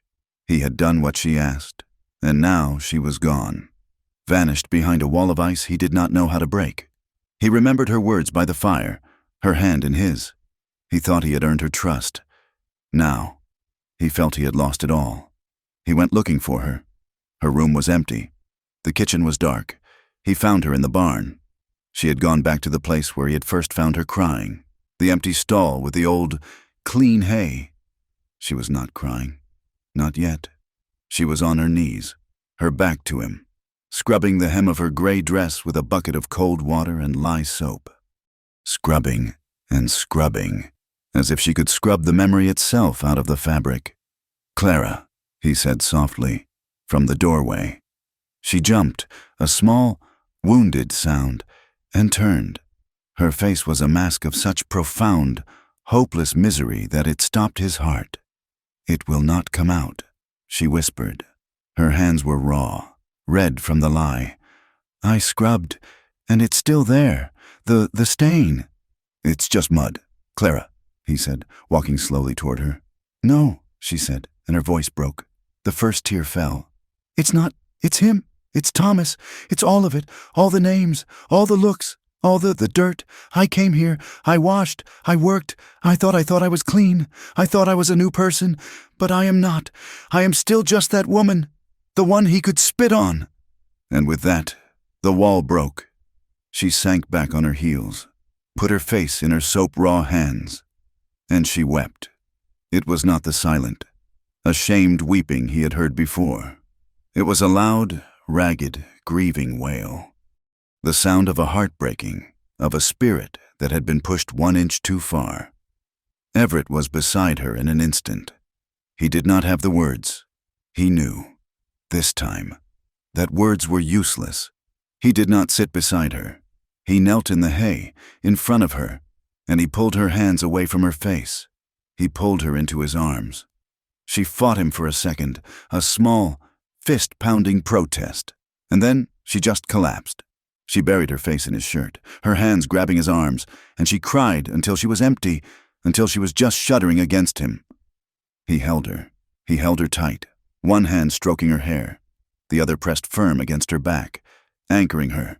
"I've got you," he whispered, his voice rough. "You are safe. I've got you. Clara, you are not that woman. You are not." He just held her, rocking her gently, like a child. He smelled the lye soap and the clean, womanly scent of her hair. He felt her small, strong body trembling against his. And the rage he had felt for Tom, it was gone. It was replaced by this awful, powerful, protective tenderness. After a long time, the sobs quieted. She was just breathing, exhausted, her head resting on his chest. He tilted her chin up. His hand was rough, calloused, but his touch was light. He used his thumb to wipe the last tear from her cheek. Their eyes met in the dim, dusty light of the barn. He saw her, not as a widow, not as his cook, but as Clara, strong and broken and beautiful. He lowered his head. He stopped, just an inch from her mouth. He was asking, his eyes were asking, "Is this?" She did not pull away. Her eyes, still shining with tears, fluttered closed. "Yes." He kissed her. It was not a kiss of passion. It was a kiss of reverence. It was slow and careful. It tasted of her tears and his own raw need. He kissed her mouth, and it was soft and trembling. He kissed her forehead. He kissed the scarred bone beneath her eye. He kissed her, and with every touch, he was trying to say the words he did not have. "You are not dirty. You are not disposable. You are everything." He pulled back, just enough to look at her. "Is this all right?" "This time," she answered. She raised her own trembling hand, the one he had stitched, and put it on his cheek. She leaned in, her eyes still closed, and kissed him back. It was her choice, and that choice, that small, trusting movement, broke the last dam inside him. The kiss changed. It was no longer just comfort. It was a decade of loneliness, of guilt, of iron-hard control, all melting in a rush of heat. He kissed her deeply, and she met him, her hands moving from his cheek to grip his shoulders, holding on as if she were drowning. He broke the kiss, breathing hard. He looked at her mouth, at her eyes, wide and dazed in the moonlight. He stood, and he lifted her. She was impossibly light. She made a small sound of surprise, but her arms went around his neck. He carried her out of the barn, across the dark, silent yard. The ranch hands were asleep. His parents were asleep. The moon was a high, cold sliver. He did not take her to his room. He took her to hers, her safe place. He pushed the door open with his foot and kicked it shut behind them. He did not light a lamp. The moonlight streamed through her small window, painting the floor in silver. He set her down gently. They stood there, just looking at each other, their breathing harsh in the quiet room. He reached up and, with one finger, traced the line of her jaw. "Clara," he whispered. It was the first time he had said her name with no one else to hear. The rest was a fumbling, desperate, beautiful reality. His rough fingers, clumsy on the tiny buttons of her dress, her small, scarred hands, unsteady as she unbuttoned his shirt. It was not like in the dime novels. It was real. It was two people, scarred and scared, finding their way to each other in the dark. They fell onto her narrow bed, under the soft, silent creak of the old house rafters. He saw her, all of her, the old, faded bruises, the strength in her small frame, and he loved her. He loved her for all of it. And when they came together, it was not a taking. It was a recognition, a finding. It was a quiet, desperate, final surrender. It was the end of being alone. Later, much later, they lay tangled in the sheets, in the green wool blanket he had given her. The moon had moved, and the room was warmer. She was curled against his side, her head on his chest. He was stroking her hair, over and over, as if to prove to himself she was real. He felt whole, the piece of him that had died with his brother, the piece that had been frozen with guilt, was warm. "You're mine," he whispered into her hair. He did not mean it as possession. He meant it as a vow. You are my responsibility. You are my heart. You are safe. But she heard the word. She had been owned before. She trembled. Her whole body went stiff in his arms. She pulled back, just enough to look at him, her eyes wide with a new, sudden fear. "Don't," she whispered, her voice trembling. "Please, don't promise what you'll take back." The next morning, Everett woke to an empty bed. Panic seized him, cold and sharp, until he heard her moving in the kitchen. The smell of coffee. She was still here. He felt new. He looked at the world, and it was his. He looked at her, and she was his. And he knew, with a sudden, aching clarity, what he had to do. She feared he would take it back. She feared his power. He had to show her. He had to show her everything. After breakfast, after his parents were settled, he found her in the kitchen. She was shy, her eyes refusing to meet his. "Get your shawl, Clara," he said, his voice gentle. "There is something I must show you." She looked at him, confused, but she obeyed. He did not take her to the barn. He took her to the small, dusty room off the parlor that his father had once used as an office. A heavy, roll-top desk sat against one wall. He had never used it, but he kept his life in it. He stood before it. He took a small key from his pocket and unlocked the deep-bottomed drawer. It was full of papers. "You are afraid," he said, not looking at her. "You think I am like him, that I will take and I will leave, that I will promise and I will break." He pulled out a thick, leather-bound folder. He opened it on the desk. "You are right, Clara. I am a rich man. I am the man who owns the bank." He laid them out. Deeds, title papers, land, so much land. 1,000 acres in Wyoming, a share in a silver mine in Colorado, the deed to the bank in 3 streams, the mortgage papers for Gable's store and Brody's saloon. His entire, vast paper empire. He looked at her, his heart in his eyes. He thought this was the final proof. He thought this was the dowry. He was showing her that he was not a drifter. He was a king, and he was laying his kingdom at her feet. "This is who I am," he said, his voice thick. "This is the power. This is the gold. And I want you to know." He put his hand over hers. "I would give it all up for you. I would burn it all. It is nothing compared to you." He waited for her to weep, to fall into his arms, to finally understand. But Clara was not looking at him. She was staring at the papers. Her face was not full of joy. It was white, chalk white. She was staring at the power, the thing that had crushed the men in town, the thing that made him a giant and her nothing. She saw the deed to the bank. She saw the mortgages. She saw not a promise, but a cage, a bigger, finer, golden cage. He was not offering her a partnership. He was offering to buy her, to give her his fortune. He was not her equal. He was her owner, a kind owner, a loving one, but an owner just the same. The air left her lungs. She could not breathe. It was all too much. The kiss, the love, and now this crushing weight of his wealth. I can't," she whispered. She backed away, her hand at her throat. She looked at him, at his confused, pleading face, and all she saw was the man who owned the world. And her. She turned, and she ran. That night, Everett knew. He had felt her pull away all day. She had been a ghost, a polite, terrified ghost. He had ruined it. He had taken the most beautiful, real thing in his life, and he had buried it under a mountain of gold. He walked to her room. The door was ajar. She was there. Her small bag was on the bed. She was packing. She was folding the simple gray dress she had been wearing when she arrived. She was leaving the green blanket. "Clara!" She froze. She did not turn. "Don't go," he said. His voice was raw. She turned, and her face was a tragedy. I cannot be this. Everett, I cannot be the woman you rescued." "I cannot be your pity. I cannot live in this house, knowing you own it all, that I am just another one of your things."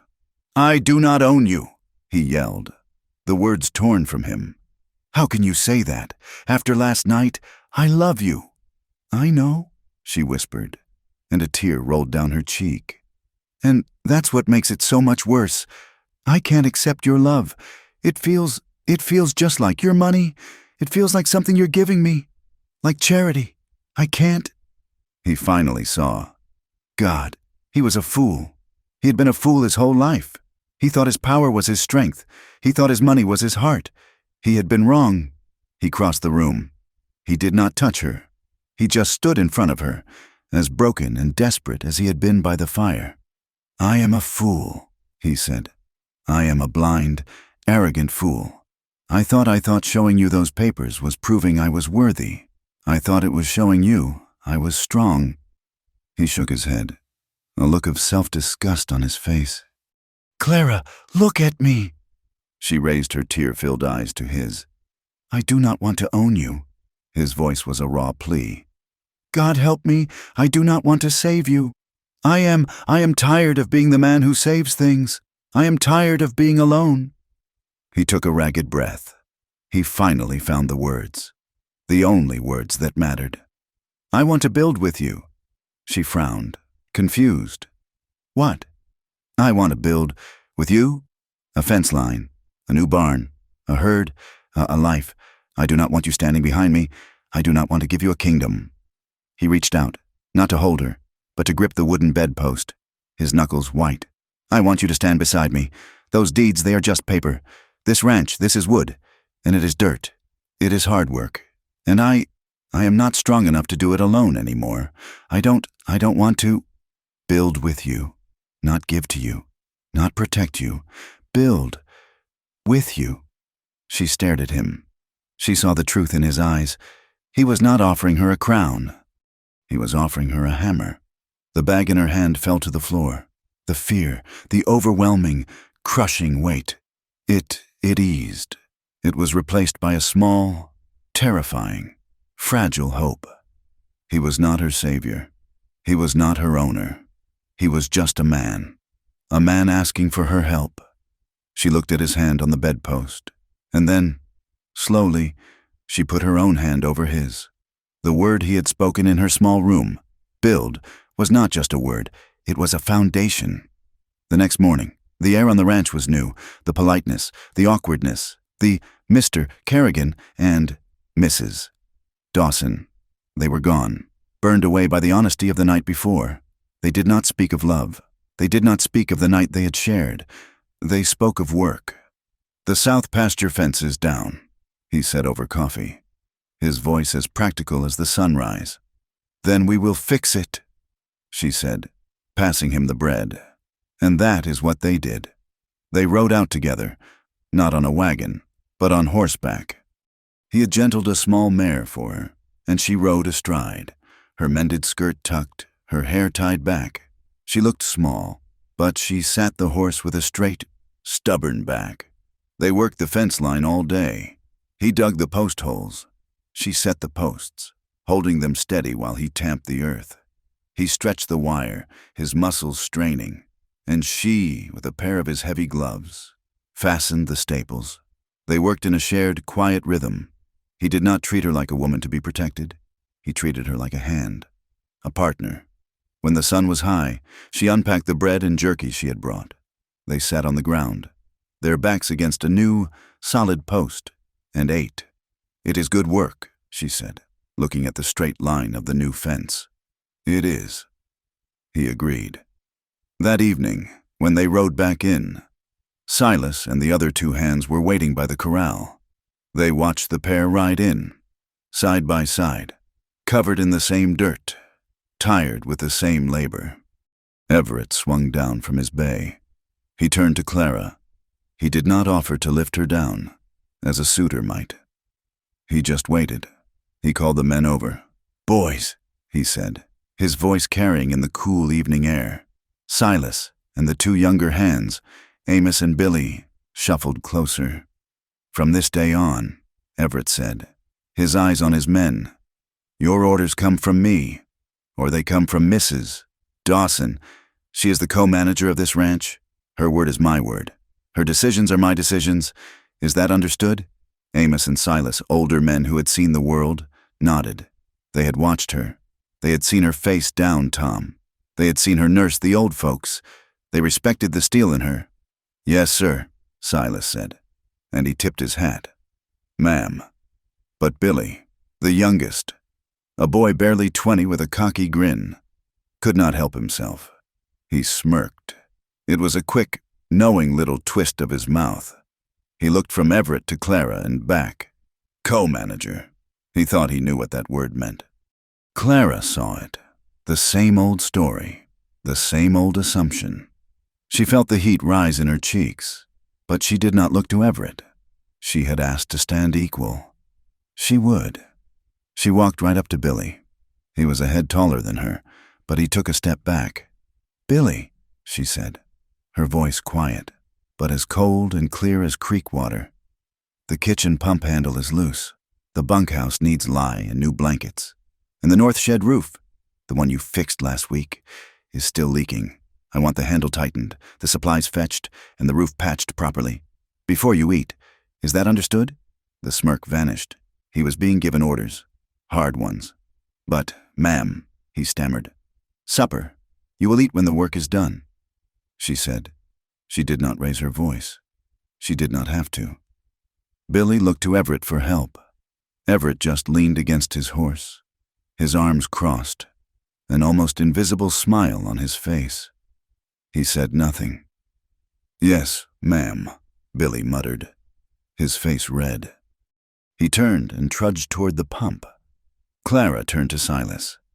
"Thank you. Silas, you and Amos can clean up. Supper is in 1 hour." As she walked to the house, Silas looked at Everett. "That," the foreman said with a dry chuckle, "is a fine manager, boss." "I know it," Everett said, and he followed her inside. For a few weeks, there was a kind of peace on the Kerrigan ranch. It was the peace of hard work. Clara and Everett were building. They repaired the sheds. They cleared the new pasture. They planned the spring planting. In the evenings, they sat with Pearl and Rufus. Pearl, healthier than she had been in years, was teaching Clara how to knit. Rufus would sit, his hands gnarled, and listen as Everett read to him. Not from a newspaper, but from a book of poems. It was too good to last. The world does not let that kind of peace sit for long. The new threat did not come as a drifter. It came in a fine, black buggy. His name was Mr. Keller. He was a land baron from Helena, a man who believed the world was a map and he was destined to own it. He was not a cowboy. He was a businessman. He wore a black suit, a silk vest, and a hat that had not seen a speck of dust. He pulled up to the house, 2 grim-looking men in dusters sitting on horses behind him. Everett and Clara met him on the porch. Pearl and Rufus watched, their faces pale, from the front window. "Mr.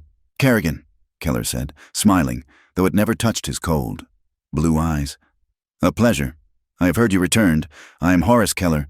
I own the Circle K over in the next valley, and I am here to make you a generous offer. This ranch is not for sale." Everett said flatly, "Oh, I think it is," Keller said. He pulled a thick sheaf of papers from his coat. "You see, I have had my surveyors and my lawyers looking into this plot, a beautiful piece of the land, but, unfortunately, your father's original homestead patent from 1858. It seems to be in error." Clara felt Everett tense beside her.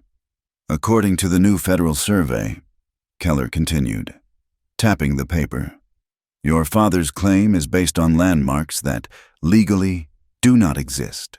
A creek that has since moved, a tree that is not a registered boundary. My survey, the legal one, shows that half of your pasture, and, in fact, this very house, are on land that was never properly filed, land that is, as of this moment, owned by me." It was a lie, a legal, paper-wrapped lie, but a powerful one. "That is impossible," Everett growled. "It is paperwork," Keller said with a shrug, "and I hold it. Now, I'm a reasonable man. I will offer you $500 for the valid part of your claim. A small price. But it will save you the trouble of being evicted." "Evicted," Everett repeated, his voice dropping to that deadly soft tone Clara knew. That, or we settle it in court. And my lawyers, Mr. Kerrigan, are very, very good." Keller smiled again. "And, of course, this is Montana. Tempers run high. Accidents happen. It would be a shame for all your rebuilding to go to waste." He nodded at the new fence line. It was the threat of his hired guns. Clear as day. He placed the papers on the porch rail. "You have 1 week. My card is enclosed. Good day." He climbed back into his buggy and left, his hired men following, their eyes lingering on Clara for just a second too long. Everett snatched the papers. He was shaking, his face a mask of dark, murderous rage. "He thinks he can steal this? From my father?" He stormed into the office, Clara right behind him. "I will ruin him," Everett snarled, slamming the papers on the desk. "I will go to Helena. I will buy the judge. I will buy the governor. I will use every dollar I have, and I will see that man begging in the street. I will crush him." He was reaching for the drawer, the one with his own deeds, his own power. No. He stopped, his hand on the key. He turned. Clara was standing in the doorway, her arms crossed. "What do you mean?" "No," he demanded. "This is not Tom Riley. This is not a drunken fool in town. This is Keller. He plays with lawyers and guns. This is my world. Clara, this is what I do." "No, Everett," she said, her voice firm. "That is what you did.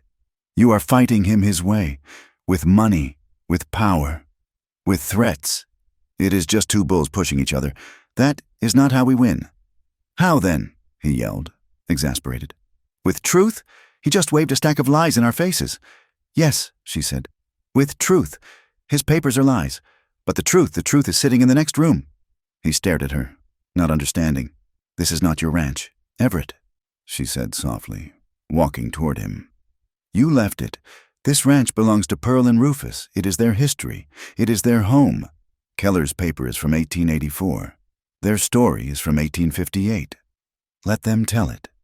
"Tell it to who? A judge I have to buy?" "No. To a judge you have to convince. To the town." Everett resisted. It was the deepest part of his nature. "Clara, you do not understand. My father can barely get from his chair to the table. My mother, this will kill her. She is a frail old woman. To put her on a stand in a courtroom, in front of men like Keller." "She is not frail," Clara said, her voice fierce. "She is strong. She has buried a child. She has survived a winter that should have killed her. You see her as a victim. Everett, I see her as a survivor. You see weakness. I see a root that has held on in hard ground for 30 years. Let her speak. Trust her. Trust us." He looked at her, at the fire in her eyes. He had asked her to build with him. This was her design. He hated it. It felt weak. It felt like surrender. "All right," he said, the words costing him. "We will do it your way." The court was not a court. It was the town hall, which was just the back room of the Mercantile. The judge was a circuit judge from Helena, a man named Davies, who had a reputation for being hard, but fair. Everett knew of him. He could not be bought. The room was packed. Keller was there, with his 2 slick lawyers from the city, and the town was there.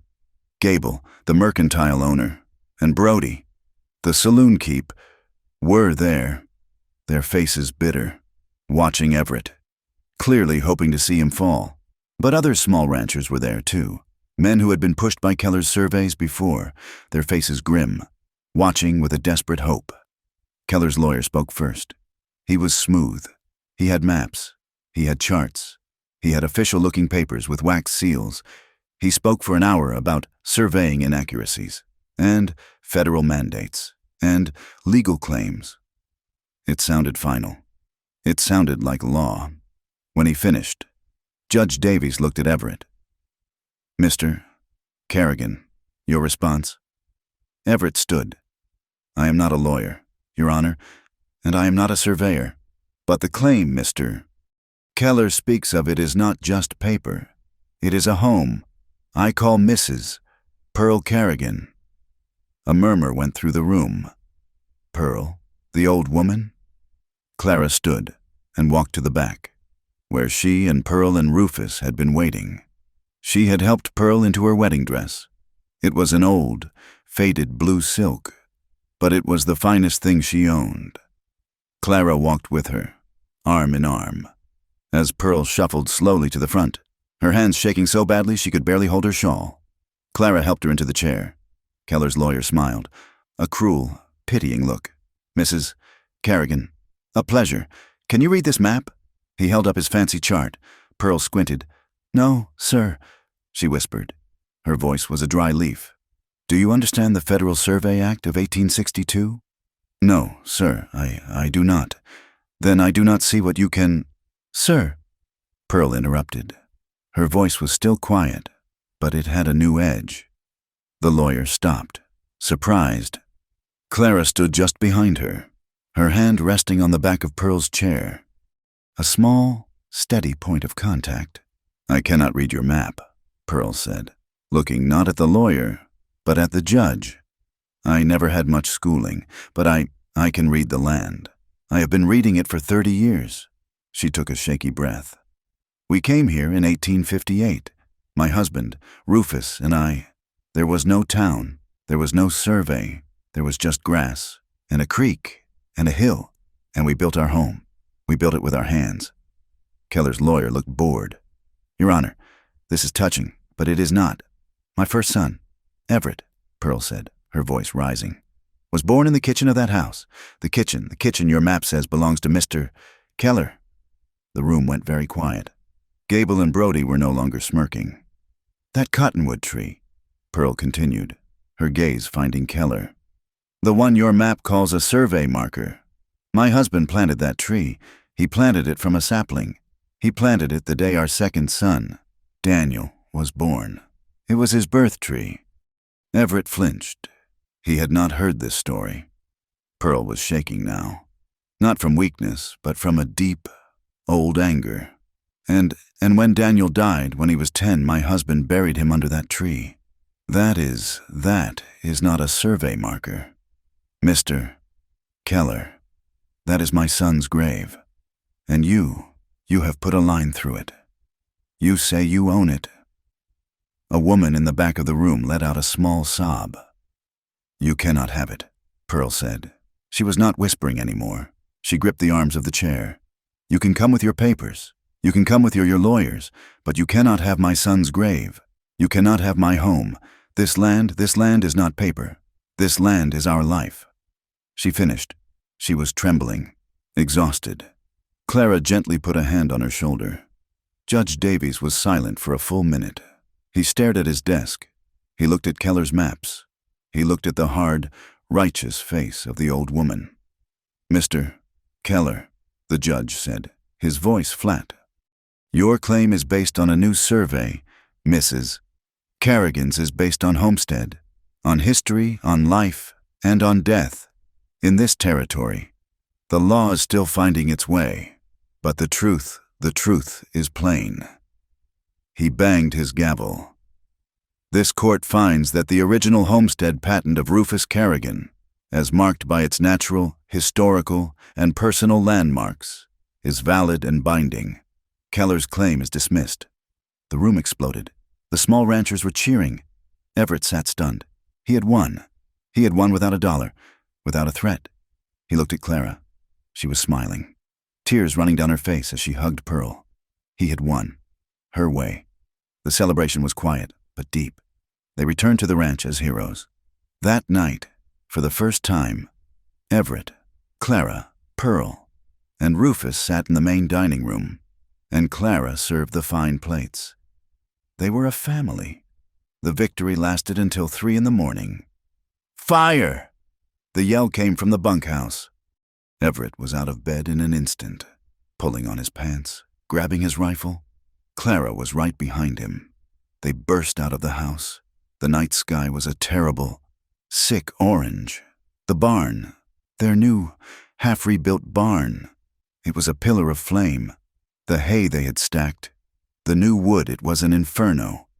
Silas and the men were running with buckets, but it was useless. The fire was too big, too fast. The horses! Everett yelled, running toward the blaze. It is too late! Boss! Silas grabbed him. The roof is going! As he said it, the main beam cracked, and the whole structure collapsed inward, sending a volcano of sparks into the sky. They stood there, helpless, watching it burn. The heat was scorching their faces. All that work, all that hope, turned to ash. Clara stood beside him, her face pale, illuminated by the flames. Keller, she whispered. Or Tom. This is their answer. A coward's answer. Everett said nothing. He was not looking at the fire. He was looking at the orange light reflecting in her eyes. The old, cold, black rage was back. It filled his throat, choking him. He had won. He had beaten Keller the right way. And this was his reward. He turned, his face a mask of stone. He walked back to the house, the fire at his back. Everett, where are you going? Clara cried, running after him. He stepped into the hall and took his rifle from the rack. He began loading it, his movements fast and precise. Everett, no, she pleaded, grabbing his arm. He burned our barn. Clara, he said, his voice a low, terrifying growl. He burned it. I beat him. And he came onto my land, our land, and he burned it. I am going to his ranch, and I am going to burn his house, with him in it. No, she cried, trying to pull the rifle from his hands. Do not, please. You fell back. You fell right back into the man you were. Is this it? Is this all you are? Blood and fire? It is what he understands, he roared, shoving her away. He wants this, she screamed, tears of desperation in her eyes. He wants you to be this. He wants you to be the animal. He wants you to prove you are no better than his hired guns. We won, Everett. We won with the truth. Do not throw it away. Do not let him win. He stopped, his hand on the door. Her words hit him, harder than a fist. He wants you to be this. He looked at the rifle in his hands. He looked at the burning ruin outside. He looked at her face streaked with soot and tears. He burned wood, she whispered, her voice breaking. He burned hay. He did not burn us. He did not burn Pearl's story. He did not burn the truth. If you ride out that gate, he wins. He takes you with him. He stood there, shaking. The two men inside him, the killer and the builder, were at war. He wanted blood. He wanted to feel Keller's ranch burn under his hands. But he wanted her more. He let out a long, ragged breath, like a dying man. He did not put the rifle down. But he did not open the door. He waited until the sun came up. The next morning, the ranch was a ruin. The barn was a smoking, black square of charcoal. The men were defeated, sitting on the porch steps, their faces gray. Everett and Clara walked out of the house. He was not holding his rifle. He was holding his best felling axe. Clara was carrying a shovel and a bucket. They walked to the smoking ruin. They did not speak. He looked at the devastation. Then he looked at the standing trees at the edge of the property. Silas, Everett called out, his voice hoarse. Amos, Billy, get your axes. The work is not done. The men looked up, confused. He burned it, Everett said, so we will build it again. We will build it stronger. He swung the axe, sinking it into a half-burned timber, and began the work of clearing. Clara stepped past him and began to shovel the hot ash. They worked all day, side by side. The crew, seeing their new purpose, joined in. They were not just clearing a fire, they were defying it. Weeks passed. A new frame rose. The wood was new, the smell of fresh-cut pine mixing with the old smoke. It was harder, slower work, but it was shared. One afternoon, they were finishing the new, wide doorway. Everett was standing on a ladder, nailing a high beam into place. He had spent the night before in the workshop, with a candle and a knife. What is that, Everett? Clara asked, handing him the last of the nails. A finishing touch, he said. He nailed it fast. Step back. Tell me if it is level. She stepped back, shielding her eyes from the sun. She looked up at the smooth, new pine beam, and she saw the carving. The letters were not printed. They were carved deep by a strong, careful hand. Dawson Kerrigan, 1884. She dropped the hammer. It hit the wood chips with a soft thud. Her hand went to her mouth. "Dawson," she whispered. She walked forward, as if in a trance, and reached up. Her fingers, no longer raw, but calloused and strong, traced the letters of her own name, her dead husband's name. But it was not his anymore. It was hers. Tears, hot and sudden, welled in her eyes. They were not tears of shame or grief. They were tears of belonging. Everett climbed down the ladder. He stood beside her, his hands dusty, his face uncertain. She turned to him, the tears streaming down her face, but she was smiling. "Thomas, my husband, he never built anything. He only broke our shack. It was just his. I was just his. I never had a place." She reached up and touched the wood again, her voice thick. "That is the first time anyone has ever put my name on a place I belonged. Ever." He did not kiss her. He did not pull her into his arms. He just looked at the beam, then at her, and his own eyes were shining. "We built it, Clara," he said, his voice rough. "Together." She nodded, the tears still coming.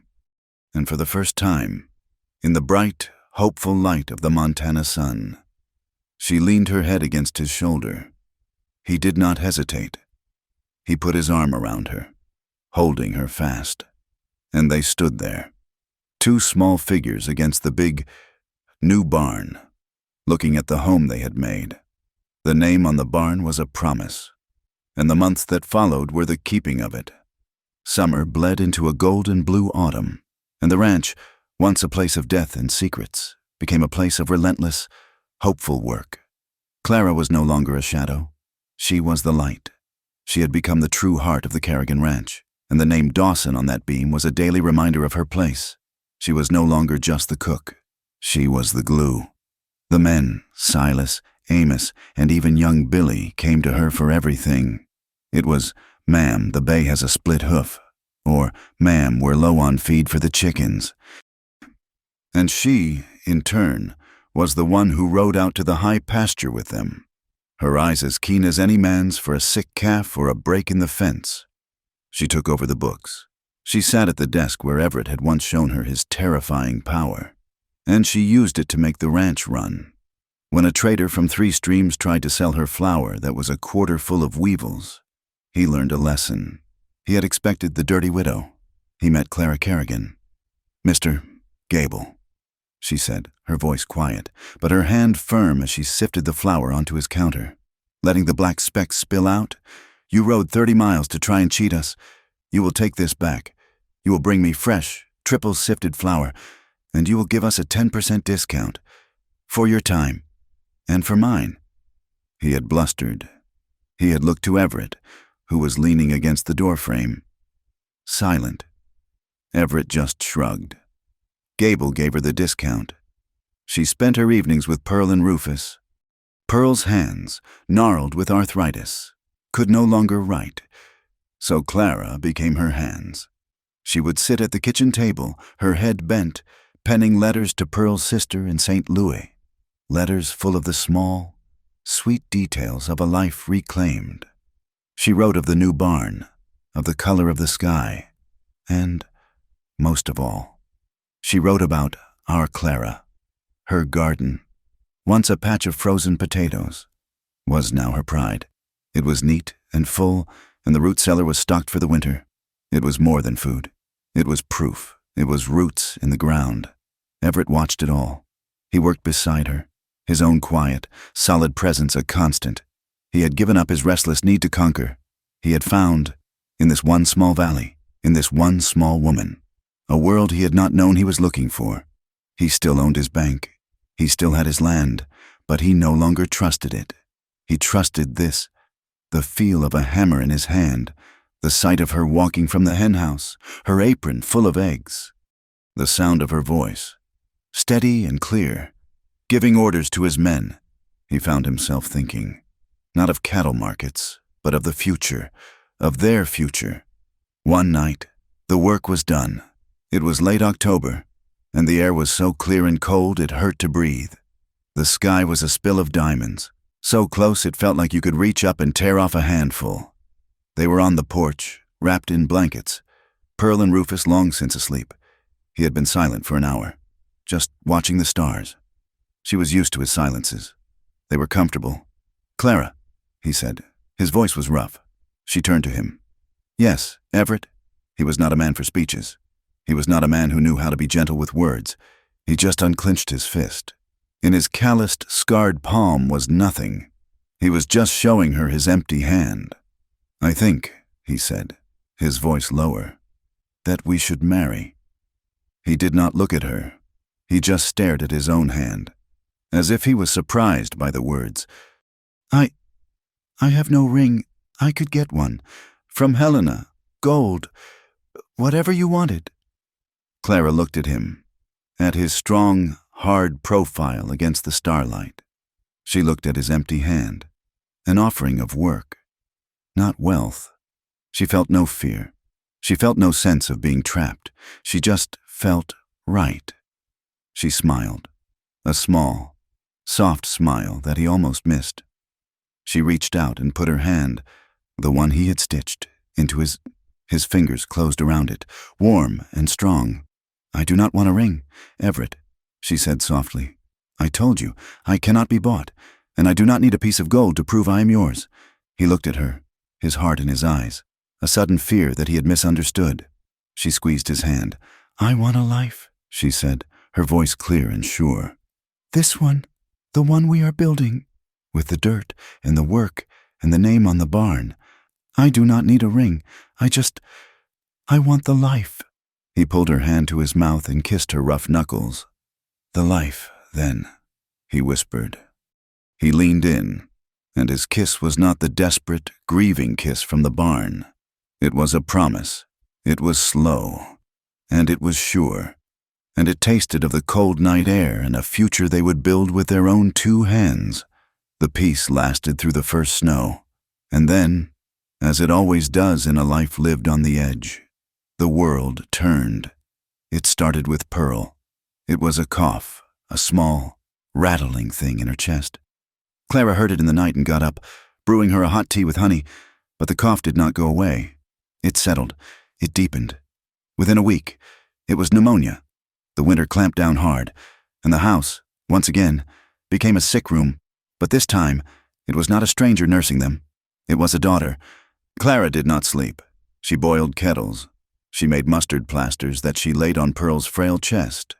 She sat, holding her hand, wiping her forehead with cool cloths. Everett sat in the chair in the corner, his big, capable hands rendered useless. He just watched, his face a mask of old, familiar grief, as his mother's breathing became more and more shallow. "You are a good girl," Pearl whispered one night, her eyes, clear and blue, finding Clara's in the lamplight. My good girl. "I am here, Pearl," Clara whispered back, her throat thick. "You saved him," Pearl whispered. "My boy. He was so lost, so full of that old, cold place. You brought him home." "We brought each other home," Clara said, tears running down her face. Pearl smiled, a faint, sweet smile. She looked past Clara to the corner where Everett sat. "He looks just like his father," she murmured, her eyes closed, and her breathing, which had been a struggle, just eased. It just stopped. The silence in the room was a living, terrible thing. Clara laid Pearl's hand on the quilt. She stood, and she went to Everett. He was frozen, his eyes wide, staring at the empty bed. He was that 16-year-old boy again, watching his world end. Clara knelt in front of him and put her hands on his knees. "She is at peace, Everett. She is with Daniel." He did not speak. He just reached out, his hand trembling, and laid it on her head. A blessing. A desperate thanks. They buried her on the hill, next to Daniel, under the tree her husband had planted, and Rufus just stopped. He had been the silent one, the watcher, but he had watched his wife. He had followed her with his eyes every day, and when she was gone, there was nothing left for him to look at.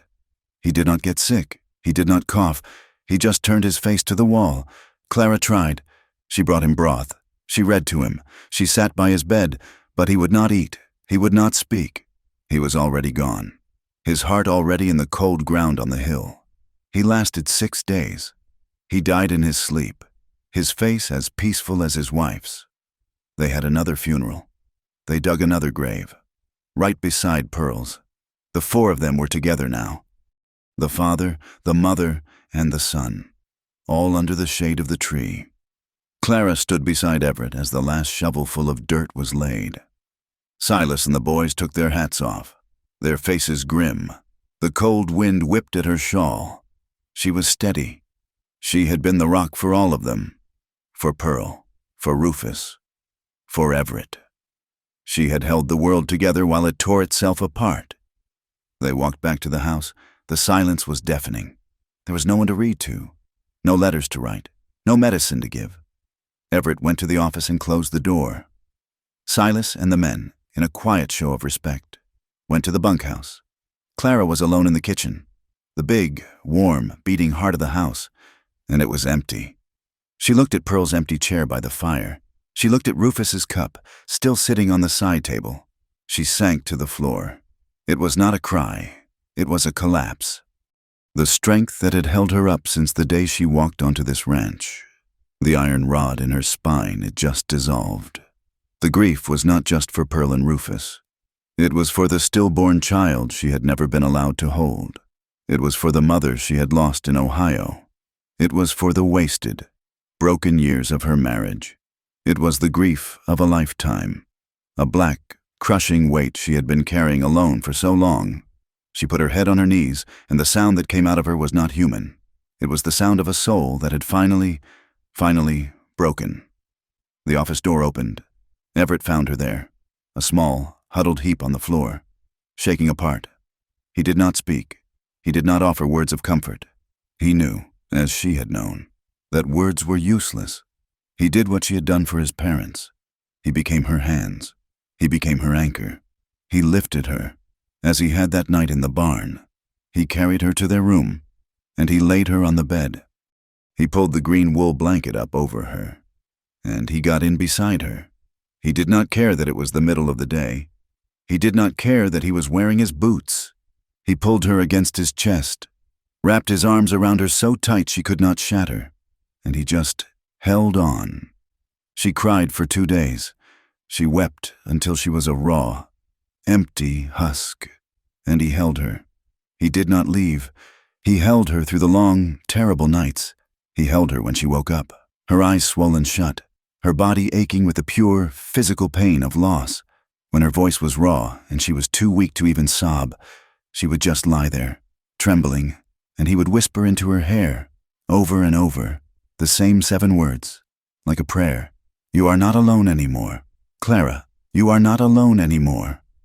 He held her, and slowly, piece by piece, he held her together until she could hold herself. Life, as it must, went on. The spring thaw came, and the ranch, though quieter, was still there. And word had spread. The story of the court case had traveled. The story of Pearl's testimony, of the burned barn, and of the man who had not sought revenge, but had simply rebuilt. It was a strange story for the territory, a story of dignity, not of blood. And with that story, respect grew. It came in trickles. A group of riders, men from a neighboring ranch, stopped by. They did not just talk to Everett. They tipped their hats to Clara. "Ma'am," their foreman said, "we heard what you did, what you all did. It was done right." Men started to come looking for work, not just the usual drifters, but good men, men with families. They would ride in, ask for Mr. Kerrigan, and Everett would just nod. "You need to talk to my partner," he would say, and he would point to Clara, who might be nailing a loose board on the porch. They would ask her for a job, and she would look them in the eye, ask them what they could do, and hire or turn them away based on the truth she saw there. The women came, too. They came from 3 streams, the same women who had whispered about the dirty widow. They came one by one, their hats in their hands, shame on their faces. They did not come for gossip. They came for help. One was Mrs. Gable, the mercantile owner's wife. "He, my husband, he is not a bad man," she stammered, standing on the porch. "But he drinks. And he gets mean. I do not know what to do." Another was a young woman, no older than 20, who worked in the saloon. They treat us like we are not even people. I heard what you said in court. I heard you are not afraid." She looked at Clara with a desperate awe. "How? How did you survive? How did you become this?" Clara looked at these women. She saw herself. She saw the woman she had been, starving and afraid and full of shame. "I will put on coffee," she said. That one pot of coffee turned into an idea. She went to Everett. "I want to use my wages," she said, "and I want to use the house. On Sunday." He just nodded. "Whatever you need." That next Sunday, a strange procession came up the road to the Kerrigan Ranch. It was a wagon, full of the women who worked at the saloon. It was Mrs. Gable and the blacksmith's wife, and 2 other widows from town who lived on church charity. They were the outcasts, the left-behinds, the women who were not allowed in the Reverend Pike's church. They came into the Kerrigan house, nervous, silent. The house was warm. A fire was lit, and the long dining room table was set. It was not set with fine china. It was set with Pearl's old, mismatched, everyday bowls. Clara came from the kitchen, her apron on, her face calm.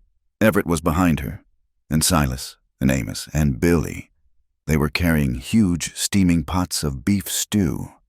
"Welcome," Clara said, her voice clear in the quiet room. "Please, sit. There is enough for everyone." The women sat, and the men, Everett Kerrigan, the richest man in the valley, and his hands served them. They ladled stew. They poured water. They treated them not as whores or as burdens, but as honored guests. Clara sat at the head of the table, in the chair where Pearl used to sit. She looked at the faces, and she saw not outcasts, but a sisterhood. They ate, and for the first time, in that house, they talked, and they laughed, and some of them cried. It was a new kind of service, a new kind of grace.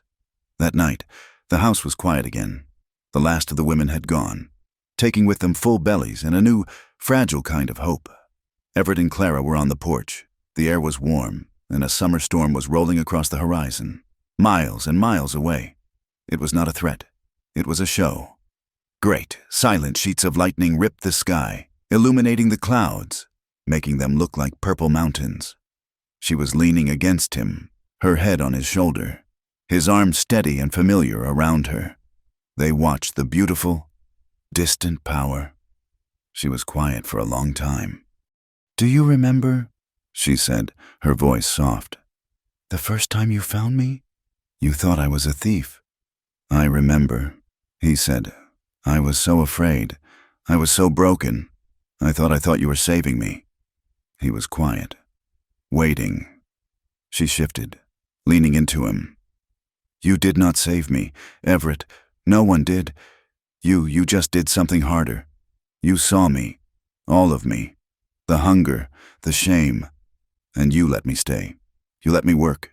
You let me fight. That is what changed everything. You did not save me. You let me save myself." He was silent for a moment.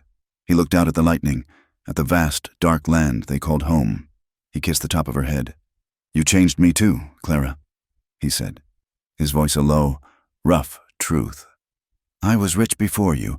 I had everything. But I was not a man. I was just a walking, angry ghost. I was as empty as that cold fireplace you found."